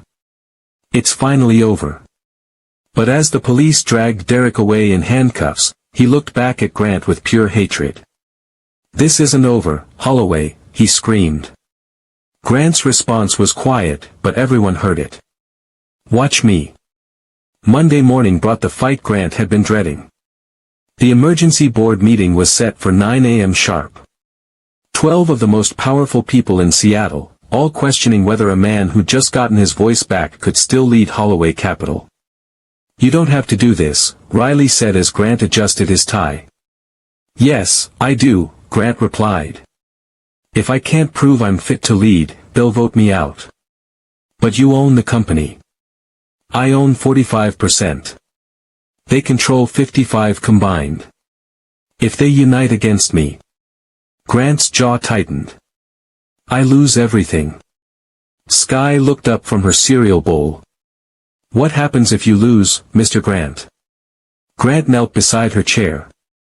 "If I lose, sweetheart, we might have to find a new home." "But this is our home now," Skye said, confused. "I know. And I'm going to fight to keep it that way." At 8:45 a.m., Grant walked into the Holloway Capital boardroom for the first time since the magazine article. The tension was thick enough to cut. 12 faces stared at him from around the mahogany conference table. Some looked sympathetic. Others looked ready for blood. "Good morning," Grant said clearly, taking his seat at the head of the table. Murmurs rippled through the room. Several board members looked shocked, they hadn't expected him to speak. Margaret Winters, the board's senior member, cleared her throat. "Grant, we appreciate you coming. But we have serious concerns about recent events." "I'm sure you do," Grant replied calmly. "The magazine article raised questions about your mental stability," said Robert Nash, his voice dripping with fake concern. "Your alleged obsession with restaurant staff. Your fitness to lead a $15 billion company." "That article was full of lies," Grant said firmly. "Written by my ex-fiancée to damage my reputation." "So you claim," Nash continued. "But the optics are terrible. Investors are nervous. Stock prices dropped 8%. Grant felt his phone buzz. A text from Ben, "The software demo is ready." "Are you sure about this?" Grant typed back, "Do it." "Robert raises valid concerns," said Patricia Stone. "How do we know this won't happen again? How do we trust a CEO who can't even speak consistently?" Grant stood up slowly. "You want to know if I can lead? Let me show you." He walked to the wall monitor and pressed a button. The screen lit up with a video conference call. On screen appeared Dr. Sarah Kim from Stanford University, along with 3 software engineers. "Board members," Grant said, "meet the team that's about to revolutionize how the world communicates." Dr. Kim leaned forward. "Good morning. What you're about to see is technology that Mr. Holloway commissioned and funded entirely from his personal fortune." The engineers began their demonstration. On screen, one of them began signing in American Sign Language. As his hands moved, a computer program tracked every gesture and translated it instantly into spoken words. But that was just the beginning. The program then displayed those words as text in real time. Not just in English, but in Spanish, Mandarin, French, and 12 other languages simultaneously. The boardroom fell completely silent. "This software," Dr. Kim continued, "will allow deaf and mute individuals to communicate instantly with anyone, anywhere. No barriers. No limitations." Grant stepped forward. 3 years ago, I lost my voice. I could have retreated. Instead, I chose to build bridges." He gestured to the screen. This technology will be released free to every hospital, school, and community center in America. Completely free. Margaret Winter's eyes were wide. Free. Grant, this must have cost millions. 12 million, Grant said simply. And it was worth every penny. Robert Nash leaned forward. This is impressive, Grant, but nothing, Grant interrupted. You want to know if I can lead? You want to know if my disability makes me weak? Grant walked around the table, making eye contact with each board member. Let me tell you what I've learned in 3 years of silence. I've learned to listen. Really listen. I've learned that strength doesn't come from volume, it comes from understanding. He stopped at the head of the table. I've also learned that the most important business decisions aren't made in boardrooms. They're made in moments when someone needs help. When a child needs protection. When a family needs saving. Grant's voice got stronger with each word. You think my personal life is a distraction? My personal life is my motivation. Riley and Sky didn't just give me back my voice, they gave me back my purpose. He pressed another button. The screen changed to show, Holloway Foundation for Communication Accessibility. While you were worried about stock prices, I was building our future. A foundation that will help millions communicate who never could before. Patricia Stone was staring at the screen. Grant, this is incredible. And it's just the beginning, Grant said. Riley Monroe. She's going to run this foundation. She understands what it means to fight for your family. Grant looked around the table. So here's my question. Do you want a CEO who hides from problems? Or do you want a leader who turns obstacles into opportunities? Margaret Winters spoke first. Grant, I owe you an apology. We all do. No apologies needed, Grant said. Just support. This technology launches next month. The foundation starts in 6 weeks. I need to know if you're with me. Robert Nash looked uncomfortable. Grant, this is all very noble, but what about profits? Shareholders expect. He was interrupted by a knock on the boardroom door. Ben Harlow entered with a tablet in his hands. Excuse me, Ben said breathlessly. But you all need to see this. He placed the tablet on the table. The screen showed breaking news, tech giants rushed to license Holloway's communication software. Apple called 15 minutes ago, Ben continued. They want to integrate the software into every iPhone. Google wants it for Android. Microsoft is offering $200 million just for licensing rights. The boardroom erupted in amazed murmurs. $200 million. Patricia gasped. That's just Microsoft, Ben said. Apple's offer is $300 million. And Google is offering $500 million. Grant smiled. Still worried about profits, Robert? Robert Nash's face was red. No. No, I'm not. Then let's take a vote, Margaret said. All in favor of Grant Holloway continuing as CEO? Every hand in the room shot up. Even Robert Nash's. Unanimous, Margaret announced. Grant, you have our full support. As the board members filed out, shaking Grant's hand and congratulating him, Margaret stayed behind. Grant, can I ask you something personal? Of course. That little girl, Sky. At the press conference, she looked at you like. Like what? Margaret's eyes were soft. Like you were her hero. But more than that. Like you were her father. Grant's throat tightened. They both mean everything to me. I can tell. And Grant? For what it's worth, I think you're going to be an amazing father. After everyone left, Grant sat alone in the boardroom for a moment, letting the victory sink in. His phone buzzed. A text from Riley, how did it go? Grant smiled and typed back, we won. All of us. But as Grant walked toward the elevator, He didn't notice the janitor in the corner, emptying trash cans. The janitor who'd been listening to every word. The janitor who pulled out a phone as soon as Grant left and made a call. "It's done," the janitor said quietly. "I got everything. The technology demo, the foundation plans, the licensing deals. Everything." A familiar voice answered, "Perfect. Now we move to phase 2. Because some enemies don't give up. They just get smarter." The headlines hit Tuesday morning like a bomb. Riley was walking Sky to school when she saw them at every newsstand, every grocery store, every corner in Seattle. Billionaire's secret love nest, single mom seduces mute mogul. Her legs gave out right there on the sidewalk. The photos were everywhere. Riley leaving Grant's penthouse at dawn, hair messy, wearing yesterday's clothes. Grant in his robe, watching from the window. Sky in pajamas, waving goodbye. The captions made her sick. Gold digger Riley Monroe has been living in luxury while her boyfriend fights for his company. Is this the woman controlling Seattle's richest man?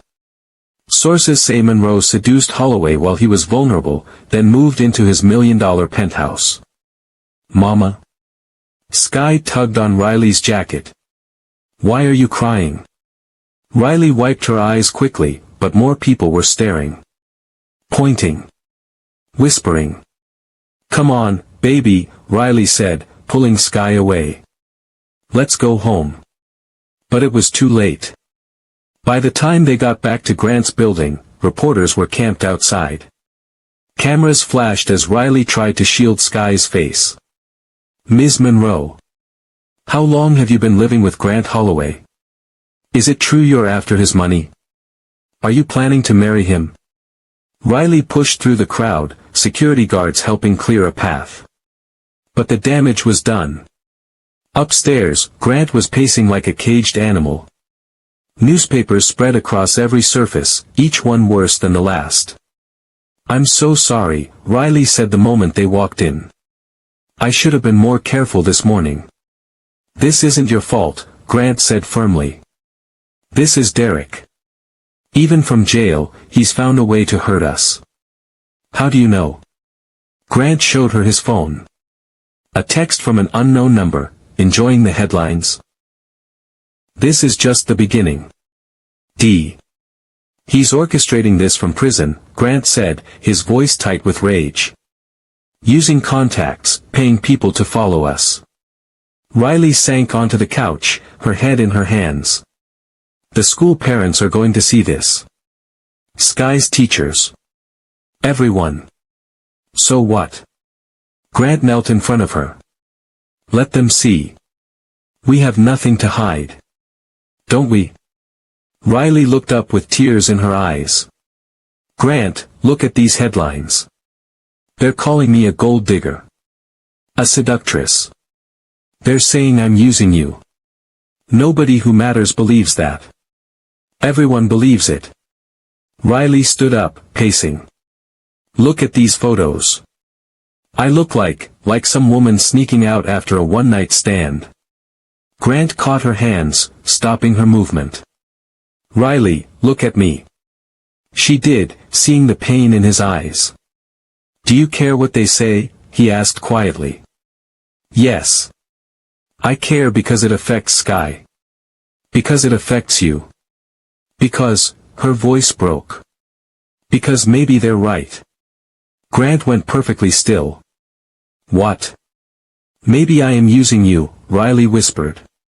"Maybe I am a gold digger who saw a lonely rich man and took advantage. You don't believe that. Don't I?" Riley pulled away. 3 months ago, I was working double shifts to pay rent on a one-bedroom apartment. Now I'm living in a penthouse, my daughter has everything she could want, and I have a 6-figure job I'm not qualified for. You earned that job. Did I? Or did I earn it on my back? The words hit Grant like a physical blow. "Riley, don't. Don't what? Don't face reality." Riley was crying now. "Look at us, Grant.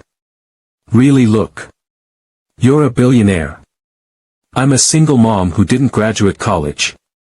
You could have anyone, and I have nothing to offer except. Stop. Grant's voice cut through her words like ice. Stop right there. He walked to his desk and pulled out a folder. Inside were bank statements, legal documents, contracts. You want to know what you've given me? Grant said, his voice shaking. You've given me everything. He spread the documents across the coffee table. This is my will. Before I met you, everything I owned was going to charity when I died. Do you know why? Because I had no one. No family. No reason to leave a legacy. Riley stared at the papers. After I met you, I changed it.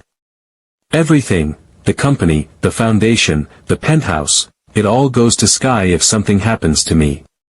Grant. Riley's voice was barely a whisper. And this, Grant pulled out another document, is a trust fund.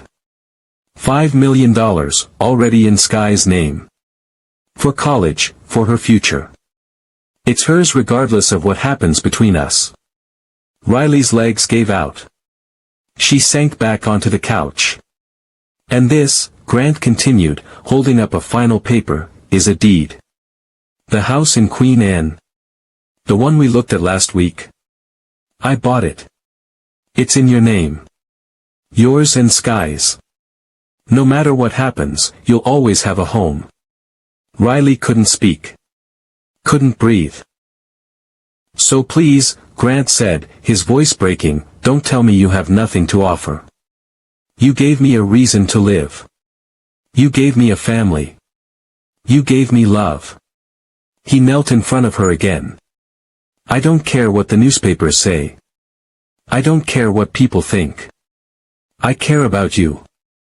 I care about Sky. I care about the family we've built. Riley's phone buzzed. A text from Sky's school, Ms. Monroe, perhaps Sky should stay home today. The media attention is disruptive.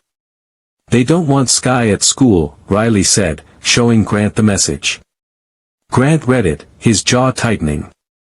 Then we'll find her a new school. You can't solve everything with money, Grant. I can solve this. Grant stood up, his decision made. We're going public. All the way public. What do you mean? Grant was already reaching for his phone. I mean we stop hiding. Stop running.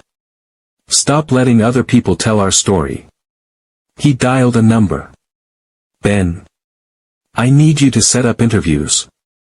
Every major network, every newspaper that matters. I want to tell our story the right way. Riley grabbed his arm. Grant, no. The attention will be on our terms, Grant said firmly. We'll control the narrative. We'll show the world who we really are. He covered the phone. Riley, do you trust me? She looked at him, this man who'd given her everything, asked for nothing, and loved her daughter like his own. Yes, she whispered. I trust you. Grant smiled and returned to his call. Ben. Schedule them all. And make sure they know, this isn't just an interview. It's a love story. But as Grant made arrangements to go public, neither he nor Riley noticed the figure across the street, photographing them through the penthouse windows. Someone who'd been waiting for exactly this moment. Someone who knew that the biggest headlines were yet to come. Because when you declare war on the media, you better be ready for them to fight back. It happened at sunset on Wednesday. Riley, Grant, and Sky were at the Seattle waterfront, trying to have a normal family evening despite the media chaos. They'd taken the ferry to Bainbridge Island for dinner, hoping to escape the reporters. Look, Mr. Grant. Sky pointed excitedly at the seagulls diving for fish. They're like flying paper cranes. Grant smiled, his arm around Riley's shoulders. For a moment, it felt like the eye of the storm, peaceful, safe, normal. They were wrong. As they walked back toward the ferry terminal, Riley noticed a man in a baseball cap following them. At first, she thought it was just another tourist. But when they turned left, he turned left. When they stopped, he stopped too. "Grant," she whispered, "we're being followed." Grant glanced back casually. "I see him. Torres has a team here. We're safe." But as they approached the ferry dock, Riley realized they weren't as safe as Grant thought. The man in the baseball cap wasn't alone. Two more men emerged from the crowd ahead. Another stepped out from behind a hot dog stand. All of them moving with purpose, closing in like a trap. "Grant," Riley's voice was tight with fear. "There are more of them." Grant's hand immediately went to his phone, speed dialing Torres. But before he could hit send, a van screeched to a stop beside them. The side door flew open. "Sky." A voice she'd hoped never to hear again cut through the evening air. Derek Lowe jumped out of the van, no longer in handcuffs, no longer in prison clothes. He wore an expensive suit and a smile that promised violence. "Hello, Princess," he said, reaching for Sky. "Daddy's here to take you home." Everything happened in seconds. Riley screamed and pulled Sky behind her. Grant stepped protectively in front of both of them, his phone finally connecting. "Torres. Now!" Grant shouted. But Derek wasn't alone. The four men who'd been following them rushed forward, forming a circle around Grant's family. "How did you get out?" Grant demanded. "Money talks, rich boy," Derek laughed. Amazing how cooperative judges can be when the right pressure is applied. One of Derek's men grabbed Riley's arm. Another reached for Sky. That's when Sky did exactly what Grant had taught her. She dropped her red paper crane. The small bird fluttered to the concrete, bright red against the gray dock. For a heartbeat, nothing happened. Then chaos erupted. Torres and 3 security agents burst from the crowd. But Derek had expected this. "Now," he shouted. Smoke grenades exploded around them, filling the air with thick, choking gray clouds. Riley couldn't see 3 feet in any direction. In the confusion, hands grabbed at her. At Sky. "Mama!" Sky screamed, her voice cutting through the chaos. "I've got her!" Riley yelled back, but she couldn't tell if Grant heard through the smoke and shouting. Riley felt Sky being pulled away. She grabbed desperately, her fingers finding her daughter's jacket. "Let her go!" Riley screamed, fighting the hands that held her. Through the smoke, she heard Grant's voice roaring with pure rage, "Nobody touches my family." The sound of fists hitting flesh. Grunts of pain. Someone cursing. Then Riley felt herself being dragged toward the van. "Grant," she screamed. "I'm coming." His voice was closer now, fighting through the melee. Riley kicked at the man holding her, her heel connecting with his shin. He cursed and loosened his grip just enough for her to break free. But Sky was still being dragged toward the van. "No." Riley lunged forward, grabbing Sky's arm just as Derek tried to lift her into the vehicle. "She's my daughter." Derek snarled. "She's my daughter." Riley shot back, pulling Sky against her chest. For a moment, they played tug-of-war with an 8-year-old girl while smoke swirled and chaos reigned.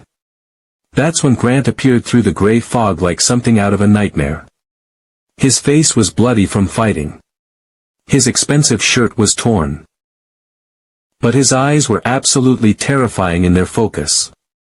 He walked straight up to Derek and spoke in a voice that could have frozen fire. "Let her go. Or what?" Derek sneered, still holding Sky's other arm. Grant's answer was simple. He pulled out his phone and showed Derek the screen.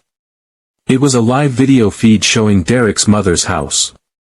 An old woman sitting on her porch, reading a book, completely unaware she was being watched. "Your mother looks comfortable," Grant said quietly. "It would be a shame if something happened to that nice house." Derek went pale. You wouldn't. Wouldn't I? Grant's smile was colder than winter. You threatened my family. Now I'm threatening yours.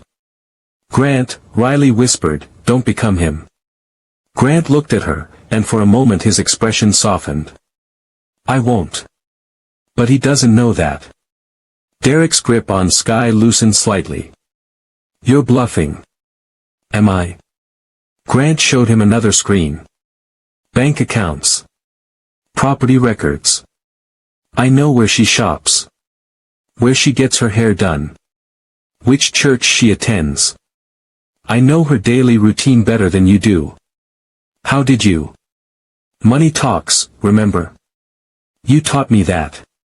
The smoke was beginning to clear. Torres and his men had subdued most of Derek's accomplices. Police sirens wailed in the distance. Derek looked around desperately, realizing his plan was falling apart. This isn't over, he snarled. Yes, it is, Grant said firmly. Because I'm giving you one chance. Right now. Let go of Sky, get in your van, and disappear. And if I don't? Grant's voice dropped to a whisper. Then I stop playing nice. For a long moment, Derek stared into Grant's eyes. Whatever he saw there made his decision. He released Sky. This isn't over, Holloway, he said, backing toward the van. If I see you near my family again, Grant replied, it will be. The van doors slammed shut. Tires squealed. Within seconds, Derek and his remaining men were gone. Riley collapsed to her knees, pulling Sky into her arms. Oh God, baby, are you okay? I'm okay, Mama, Sky said, but she was shaking. Mr. Grant scared the bad man away. Grant knelt beside them, checking them both for injuries. Are you hurt? Either of you? We're okay, Riley said, tears streaming. Grant, how did you? The video of his mother. Wasn't real, Grant said quietly. I would never hurt an innocent person. But Derek didn't know that. Riley stared at him. You bluffed. With our lives. I protected my family, Grant corrected. Whatever it took. Torres ran up, breathing hard. Sir, are you all right? We got most of them, but the van. Let them go, Grant said. For now. As they walked back toward the ferry, Sky tugged on Grant's jacket. Mr. Grant. Yes, sweetheart. I knew you'd come, she said simply. I wasn't scared because I knew you'd save us. Grant's throat tightened. How did you know? Sky smiled up at him with perfect 8-year-old logic. Because that's what daddies do. The word hit Grant like lightning. Daddy. For the first time, Sky had called him Daddy. And in that moment, walking through the fading sunset toward home, Grant realized something that changed everything. He wasn't just protecting Riley and Sky because he loved them. He was protecting them because they were his family. Really, truly his. And he would burn down the world before he let anyone take them away. That night, Grant couldn't sleep. He stood at his penthouse window, staring out at Seattle's glittering skyline. The attempted kidnapping had shaken him more than he'd let Riley see. Not because of the danger, but because of how close he'd come to losing everything that mattered. Riley and Sky were asleep in the guest room, safe behind reinforced doors. Torres had stationed guards everywhere. The building was more secure than Fort Knox. But security wasn't enough anymore. Grant walked quietly through his penthouse, past rooms filled with expensive art and furniture that suddenly felt meaningless. He stopped at a door he'd kept locked for 3 years. His private study. The room where he'd hidden from the world after his accident. Tonight, it was time to stop hiding. Grant unlocked the door and stepped inside. The room was exactly as he'd left it, dark, dusty, filled with abandoned dreams. A piano sat silent in one corner. Easels held half-finished paintings. A workbench covered in tools from the carpentry hobby that had helped him through depression. But tonight, Grant wasn't seeing what was there. He was seeing what could be. Grant pulled out his phone and started making calls. Carlos? It's Grant Holloway. I need contractors. Tonight. I don't care what it costs. An hour later, Grant's penthouse was full of workers. Carpenters, painters, electricians, all working through the night to transform his forgotten study. I want it perfect, Grant told the lead contractor. Every detail matters. By sunrise, it was done. Grant stood in the doorway, exhausted but satisfied. The room had been completely transformed. Where there had been darkness, now there was light. Soft, warm light that made everything glow. The walls were painted cream and soft yellow, like morning sunshine. The old piano had been restored and tuned. New sheet music sat on the bench, simple songs for small hands. Beside it sat a beautiful wooden stool, hand-carved with flowers and birds. One wall held easels and art supplies. Real artist-quality paints, brushes, canvases stretched and ready. A rainbow of colored pencils in glass jars that sparkled. But the centerpiece was a reading nook by the window. A window seat with soft cushions overlooking Elliott Bay. Shelves lined with children's stories and adventure novels. And on the windowsill, 5 preserved paper cranes caught the morning light. Grant had saved the most important detail for last. Above the reading nook, carved into the wooden beam in elegant letters, "Room for 2." Mr. Grant. A sleepy voice made him turn. Skye stood in the hallway, rubbing her eyes. She wore princess pajamas and carried her stuffed rabbit. "What are you doing up so early, sweetheart?" "I heard noises. Like hammers." Skye yawned. "Were people building something?" Grant knelt down. "Would you like to see?" Skye nodded, suddenly wide awake. Grant took her small hand and led her to the open door. "This used to be my sad room.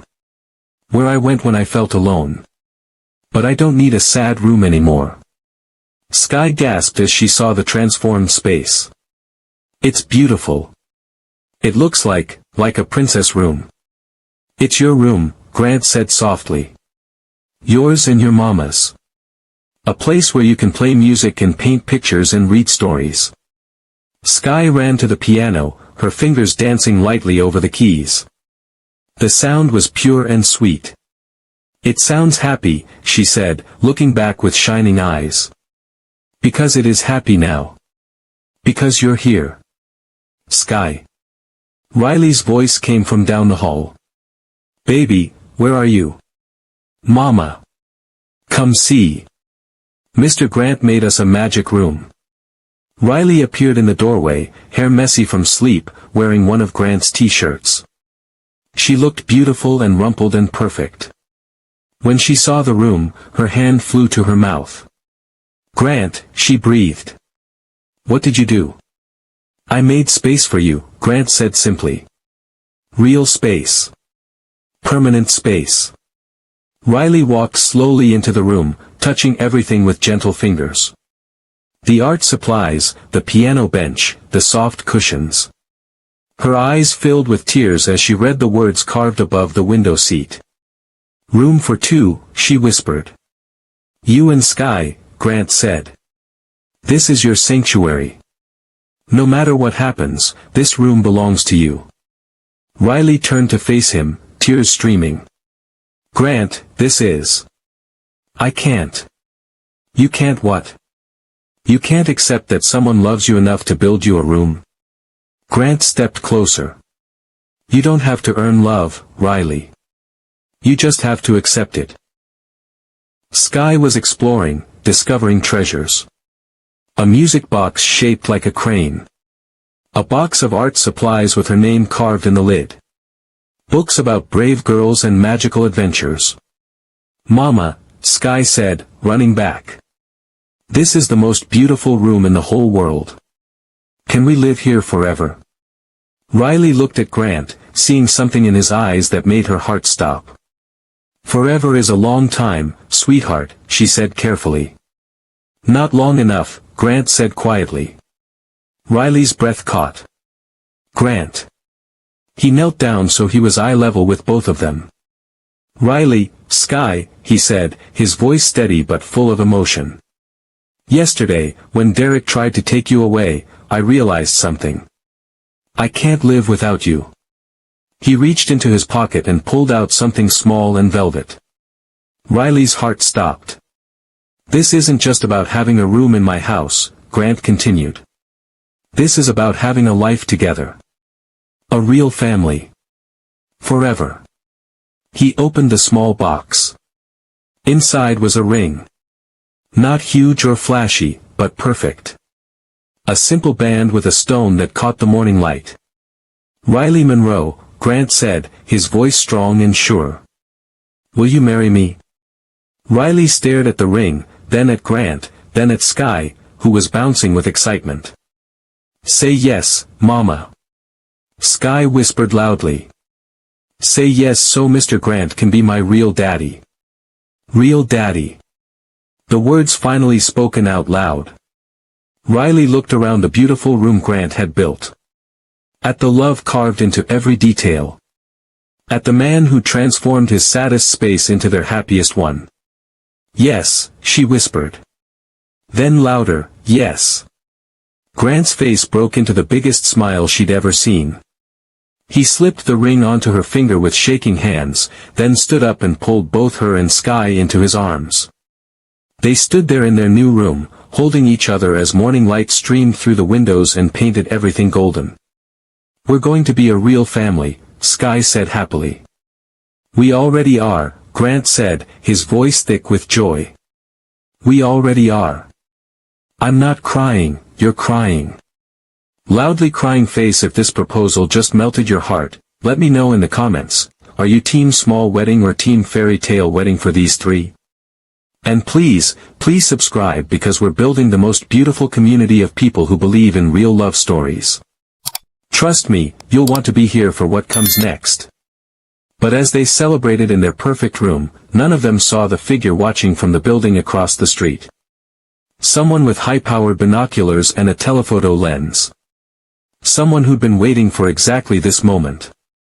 Someone who was about to make sure their happiness was very, very short-lived. That evening, after Sky was tucked safely in bed, Riley stood alone in their new room. She touched the engagement ring on her finger, still barely believing it was real. The stone caught the lamplight, throwing tiny rainbows across the wall. Having second thoughts. Grant's voice came from the doorway. Riley turned, her heart skipping. He'd changed into jeans and a soft sweater. His hair was slightly messy, and there was something vulnerable in his eyes. "No," she said softly. "Just, overwhelmed." Grant stepped into the room but kept his distance. "Good overwhelmed or bad overwhelmed?" Riley smiled. "Good.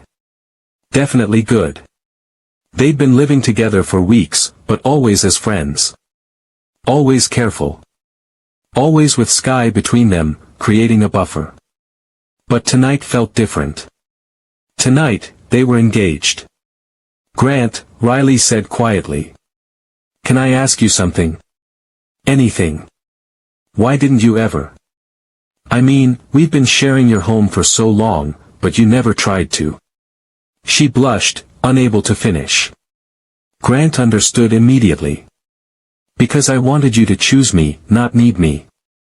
There's a difference." He moved closer, just one step.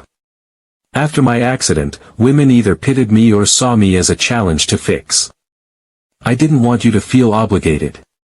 I wanted you to want me because of who I am, not what I could give you. And now." Riley's voice was barely a whisper. "Now I know the difference," Grant said. "The way you look at me isn't pity. It's love," Riley finished. "Love," he agreed. The word hung in the air between them like a bridge neither had dared cross before. Riley took a step toward him. Then another. I've been thinking about this for weeks, she admitted. About you. About us. But I was scared. Of what? Of ruining it. Of not being enough. Of not knowing how to be with someone like you. Grant's expression grew tender. Someone like me? Someone good, Riley said simply. Someone who deserves better than damaged goods. Grant closed the remaining distance in 2 quick steps. His hands came up to frame her face, gentle but sure. Riley Monroe, he said firmly. You are not damaged goods. You are the strongest, most beautiful, most incredible woman I've ever known. Riley's eyes filled with tears. Grant. You survived abuse. You raised an amazing daughter on your own. You worked 2 jobs to keep food on the table. You protected Sky from everything ugly while keeping your own heart open enough to save a lonely billionaire. His thumbs brushed away her tears. If anyone isn't enough in this relationship, it's me. That's not true, Riley protested. Isn't it? Grant's smile was sad. You fell in love with a man who couldn't even speak. Who spent 3 years hiding from the world. I fell in love with a man who listened when I needed to be heard, Riley corrected. Who protected my daughter like she was his own. Who saw past our circumstances to who we really were. She reached up to touch his face, mirroring his gesture. I fell in love with you, Grant. All of you. The silence and the voice. The fear and the courage. The loneliness and the love. For a moment, they just stood there, faces inches apart, breathing the same air. Riley, Grant whispered. Yes. May I kiss you? The question was so formal, so careful, so perfectly him that Riley almost laughed. Instead, she rose up on her tiptoes and kissed him first. It was soft. Tentative. A question asked with lips instead of words. Grant answered by pulling her closer, his arms wrapping around her waist as he kissed her back. Deeper now, sure now, 3 months of careful distance dissolving in a single perfect moment. When they finally broke apart, both were breathing hard. I've wanted to do that since the first night you stayed here, Grant confessed. The first night? Riley was surprised. But I was such a mess. Crying, scared. You were brave, Grant corrected. You chose to trust me with the most precious thing in your world. How could I not fall in love with that? Riley felt her cheeks burn. I'm still scared, you know. Of what? Of this. Of us. Of how much I love you. Grant's arms tightened around her. Why does loving me scare you? Because I've never loved anyone like this before, Riley admitted. Even with Derek, it wasn't. This feels like if I lost you, I'd lose myself too. Grant was quiet for a long moment, his hand stroking her hair. When I lost my voice, he said finally, I thought I'd lost everything. But I was wrong. I'd only lost my old life. The new one was waiting for me in booth 7. He tilted her chin up to meet his eyes. Loving you doesn't make you vulnerable, Riley. It makes you stronger. Because now you have someone who will fight beside you. Promise, she whispered. Promise. Riley kissed him again, and this time there was no hesitation. This time it was a claiming, a declaration, a promise of their own. Grant lifted her off her feet, spinning her slowly in the soft light. When he set her down, they were both laughing. I love you, Riley said, the words coming easily now. I love you too, Grant replied. More than I ever thought possible. They sat together on the window seat, Riley curled against Grant's side, watching the city lights twinkle below. His fingers traced lazy patterns on her arm while she played with the ring on her finger. Grant? When do you want to have the wedding? Grant's hand stilled. Whenever you want. Tomorrow, next month, next year.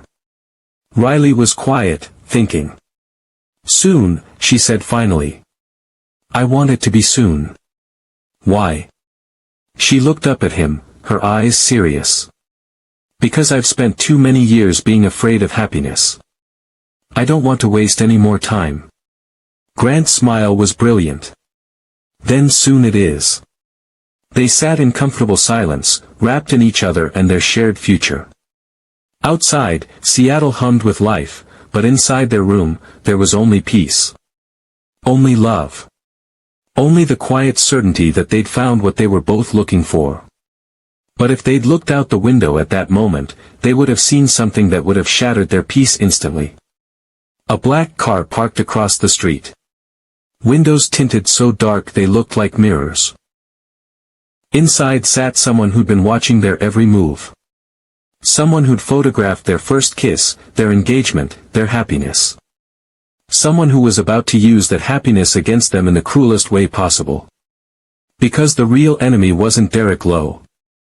The real enemy was someone much closer to home. And tomorrow, everything would change. The nightmare came at 3 a.m. Grant woke to Riley screaming in her sleep, her body thrashing against invisible attackers. She was in the guest bed, where she'd insisted on sleeping despite their engagement, old fears dying hard. No, please. Riley cried out, her voice broken with terror. Don't hurt Sky. Take me instead. Grant was beside her in seconds, his hands gentle on her shoulders. Riley, wake up. You're safe. Riley. Her eyes flew open, wild with panic. For a moment, she didn't recognize him. Get away from me, she gasped, scrambling backward until she hit the headboard. It's me, Grant said softly, holding his hands up. It's Grant. You're safe. Reality slowly returned to Riley's eyes. She looked around the beautiful bedroom, saw the morning light, remembered where she was. Oh God, she whispered, covering her face. I'm sorry. I'm so sorry. Don't apologize, Grant said, sitting carefully on the bed edge. Bad dream? Riley nodded, tears sliding between her fingers. It's always the same. Derek takes Sky, and I can't stop him. I'm too weak, too small, too nothing. Grant's heart broke. Riley, look at me. She lowered her hands reluctantly. You are not nothing. You are everything. And Derek will never touch Sky again. How can you be so sure? Grant pulled out his phone and showed her a news alert. Derek Lowe arrested in Mexico, facing federal kidnapping charges. Riley's eyes went wide. How did you? I have people watching him. The moment he crossed the border trying to flee, federal agents were waiting. He's looking at 25 to life this time. Riley stared at the screen. It's really over. It's really over, Grant confirmed. But Riley was still shaking. Grant, what if I can't get past this? What if the nightmares never stop? What if I'm too broken to be the wife you deserve? Grant moved closer. Can I tell you something? She nodded. I have nightmares too. Riley looked surprised. You do? Every night for the first year after my accident. I'd dream I was trapped in the car, screaming for help, but no sound would come out. Grant's voice was quiet but steady. The doctors said it was trauma. That my mind was processing the loss by replaying it. How did you make them stop? I didn't. Not at first. Grant looked out at the skyline. I tried everything. Therapy, medication, sleeping pills. Nothing worked. What changed? Grant looked back at her. You did. And Sky. Riley's breath caught. The first night after I met you both, I slept through the night. No nightmares. No panic. Just peace. Why? Because I finally had something worth waking up for, Grant said simply. Something worth protecting. Something worth healing for. Riley was quiet, processing his words. I'm scared, Grant, she admitted. Not just of Derek. Of everything. Of being happy. Of trusting that this is real. Why does happiness scare you? Because every time I've been happy before, someone took it away. Riley's voice cracked. My parents died when I was 16. I thought I was happy with Derek until he showed me who he really was. She looked at Grant with desperate honesty. What if I'm cursed? What if everyone I love gets hurt or leaves? Grant reached for her hands, holding them gently. Riley, look at me. Really look. She did, seeing absolute certainty in his eyes. I'm not going anywhere. Not ever. Do you know why? She shook her head. Because you and Sky saved my life. Before you, I was dying slowly. Not from my injuries, but from loneliness. From purposelessness. Grant's grip tightened. You gave me a reason to find my voice again. You gave me a family worth protecting. You gave me love I thought I'd never deserve. Grant. So no, I'm not leaving. I'm not dying.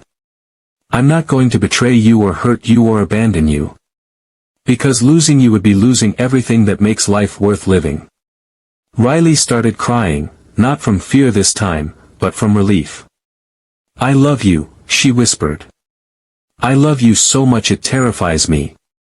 Good, Grant said, pulling her into his arms. Because I love you so much I'd rewrite reality if that's what it took to keep you safe. They held each other as the sun rose over Seattle, two broken people choosing to heal together. Grant? Riley said against his chest. Yeah. Tell me about Lydia. About how she hurt you. Grant was quiet for so long Riley thought he wouldn't answer. She made me feel like my disability was something to be ashamed of, he finally said. Like I was less of a man because I couldn't speak. She'd finish my sentences, answer for me, make excuses for my silence. That must have been awful. The worst part wasn't what she did in public. It was what she said in private. Grant's voice was barely audible. She told me I should be grateful that someone like her would be with someone like me. That my money was the only reason anyone would want to be around me. Riley pulled back to look at him. Grant, that's horrible. For 8 months, I believed her. I thought she was doing me a favor by staying. When I found out about the cheating, part of me wasn't even surprised. Part of me thought I deserved it. You didn't deserve any of that. I know that now, Grant said. Because of you. Because you look at me like I'm enough. Like I'm more than enough. Riley cupped his face in her hands. You're everything, Grant. With or without your voice. Rich or poor. Perfect or flawed. You're everything. Grant leaned into her touch. How do you do that? Do what? Make me believe I'm worth loving. The same way you make me believe I'm not broken, Riley said. With patience. With kindness. With the kind of love that doesn't keep score.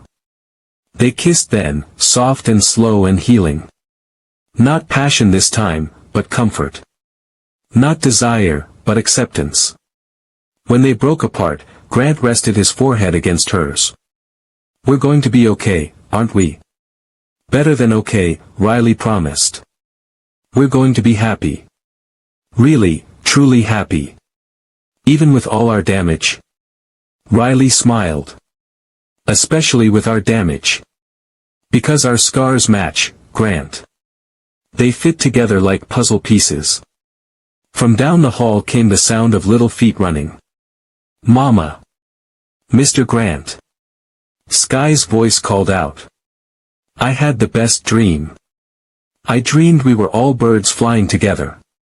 Riley and Grant looked at each other and started laughing. Flying together, Grant repeated. I like that. Me too, Riley said. As Sky burst into the room with her bright smile and morning energy, Riley realized something profound. Her nightmares were about losing everything. But her reality was about gaining everything. And for the first time in her adult life, reality was so much better than her dreams. But what Riley didn't know was that while she was healing from old betrayals, a new betrayal was being planned. Someone who'd been watching their happiness with growing rage was about to make their final move. Friday morning changed everything. Riley was making pancakes in Grant's kitchen, humming softly while Sky sat at the counter folding paper cranes. It was domestic bliss, the kind of peaceful moment that made all their struggles worth it. Grant walked in from his morning conference call, his face troubled. "Everything okay?" Riley asked, noticing his expression. Grant hesitated. "Ben just got some concerning news. There's been talk at the board level. Someone's been asking questions about our engagement, about the foundation, about my fitness to lead. I thought all that was settled after the technology demo." "So did I." Grant pulled out a chair next to Sky. "But apparently someone's been spreading rumors. Suggesting that my relationship with you is affecting my judgment." Riley's heart sank. "They want to get rid of me." "They want to get rid of us," Grant corrected. "Someone thinks making me choose between the company and my family will break me." Sky looked up from her crane folding. "Mr. Grant, are you in trouble because of us?" Grant's expression softened immediately. "No, sweetheart. I could never be in trouble because of you. You and your mama are the best things that ever happened to me. But what if they make you pick?" Sky asked with 8-year-old wisdom. Grant knelt beside her chair. "Then I pick you. Every time. Without hesitation." "But your company is important too," Sky said seriously. "Not as important as family." Riley felt tears prick her eyes. 3 months ago, she would have packed their bags rather than let Grant sacrifice his business. But now she understood. Love wasn't about sacrifice. It was about choosing what mattered most. Before Grant could continue, the penthouse intercom buzzed. "Mr. Holloway. You have visitors. Margaret Winters and 3 other board members. They say it's urgent." Riley's stomach dropped. If Margaret was here with others. "Send them up," Grant said grimly. 10 minutes later, 4 powerful people sat in Grant's living room. Margaret looked uncomfortable. The others looked determined. "Grant," Margaret began carefully, "we need to discuss some concerns." "What kind of concerns?" Robert Nash leaned forward. "Concerns about your personal life affecting your professional judgment." "Be specific," Grant said, his voice dangerously calm. "This foundation you're starting," Patricia Stone said. "Giving away millions for a feel-good project that won't generate revenue." "The licensing deals more than cover the foundation costs," Grant replied. "That's not the point," Robert continued. "The point is you're making emotional decisions. And the emotion driving those decisions is..." He gestured toward Riley and Sky. Riley felt like she'd been slapped. "You think we're bad for him?" "We think you're a distraction," Robert said bluntly. Grant stood up slowly. "Careful, Robert." "Grant, be reasonable," Patricia said. "You've changed since they came into your life. You take risks now. You make grand gestures. You've become unpredictable." "I've become human," Grant corrected. "You've become reckless," Robert shot back. "The kidnapping attempt, the media circus. This isn't the Grant Holloway who built this company." "You're right," Grant said quietly. "It's not." Riley's heart stopped. The Grant Holloway who built this company was broken.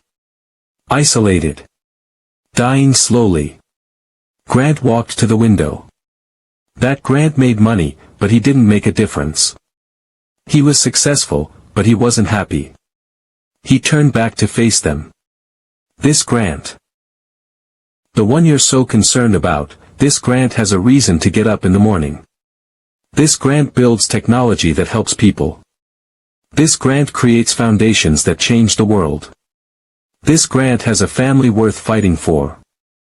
Margaret looked uncomfortable. Grant, we're not saying you have to choose. Yes, you are, Grant interrupted. That's exactly what you're saying. Robert Nash stood up. What we're saying is Holloway Capital needs a CEO who puts the company first. Always. Then you need a new CEO, Grant said simply. The room went dead silent. Riley gasped. Sky's eyes went wide. Grant, Margaret said desperately, don't do this. Grant looked at Riley, then at Sky, then back at the board members. For 3 years, he'd struggled to find his voice. Now, finally, he knew exactly what he needed to say. Grant walked over to Riley and Sky, placing a protective hand on each of their shoulders. I need to tell you something, he said. Something I should have said a long time ago. He took a deep breath, and when he spoke, his voice was stronger and clearer than it had ever been since his accident. I love them, he said, each word crystal clear. I love Riley Monroe with every breath in my body. I love Sky like she's my own daughter. They are my family, my heart, my reason for existing. The board members stared in shock. Grant's voice was perfect. No roughness, no hesitation. For 3 years, you've had a CEO who was half alive, Grant continued. Now you have a CEO who's fully human. Who makes decisions based on love and hope and the belief that business should make the world better, not just richer.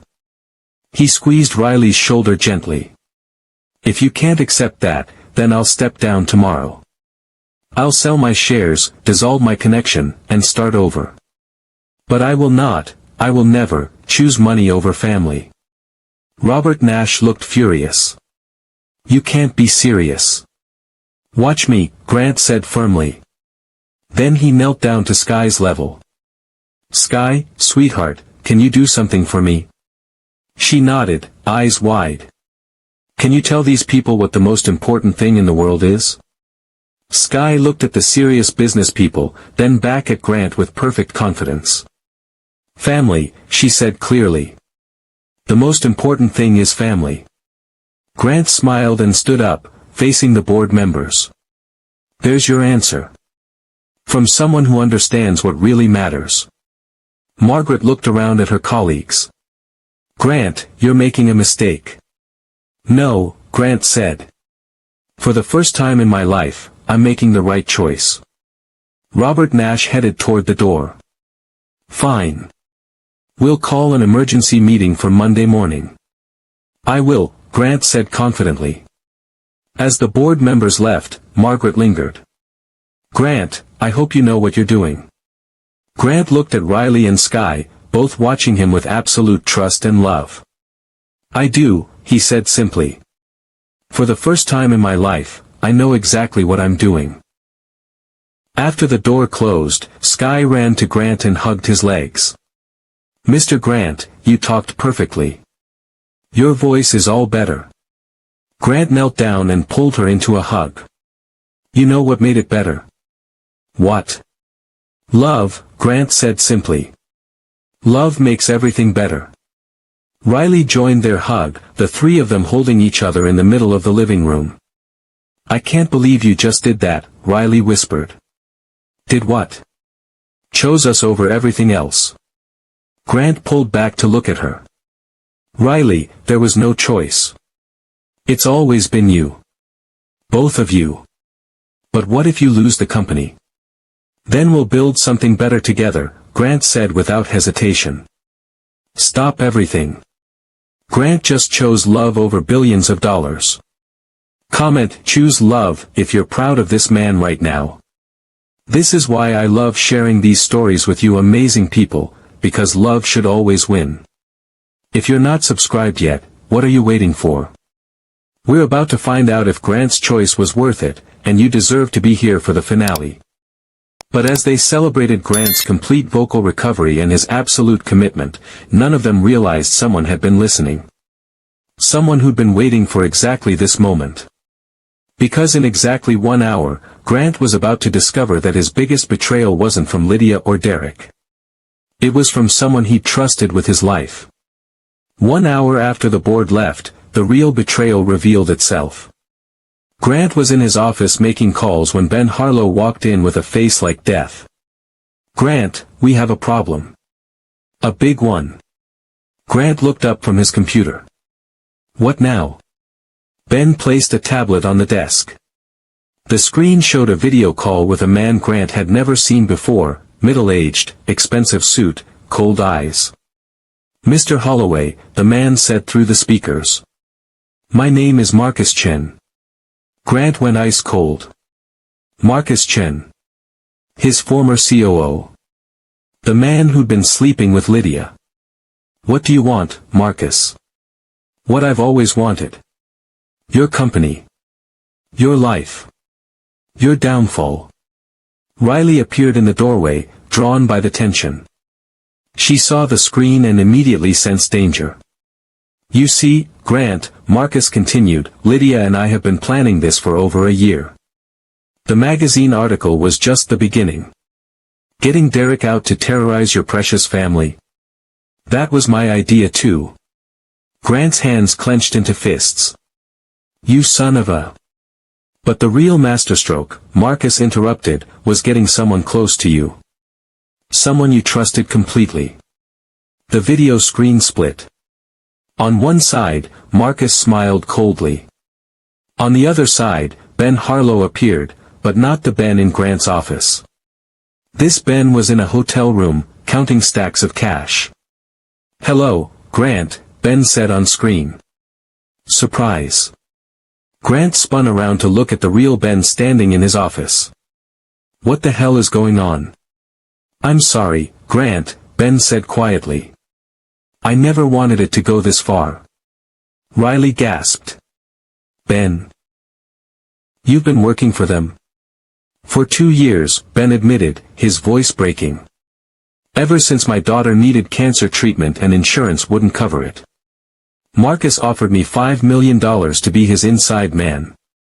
Grant stared at his closest advisor, his most trusted friend. "Everything. The board meetings. The business deals. The foundation. Everything," Ben whispered. "I've been feeding Marcus information about every move you made." On the screen, Marcus laughed. "Did you really think those technology deals happened by accident? I've been orchestrating every step, Grant. Setting you up for the biggest fall in business history." "What do you want?" Grant demanded. "I want you to lose everything. Your company, your reputation, your family's safety." The video screen changed.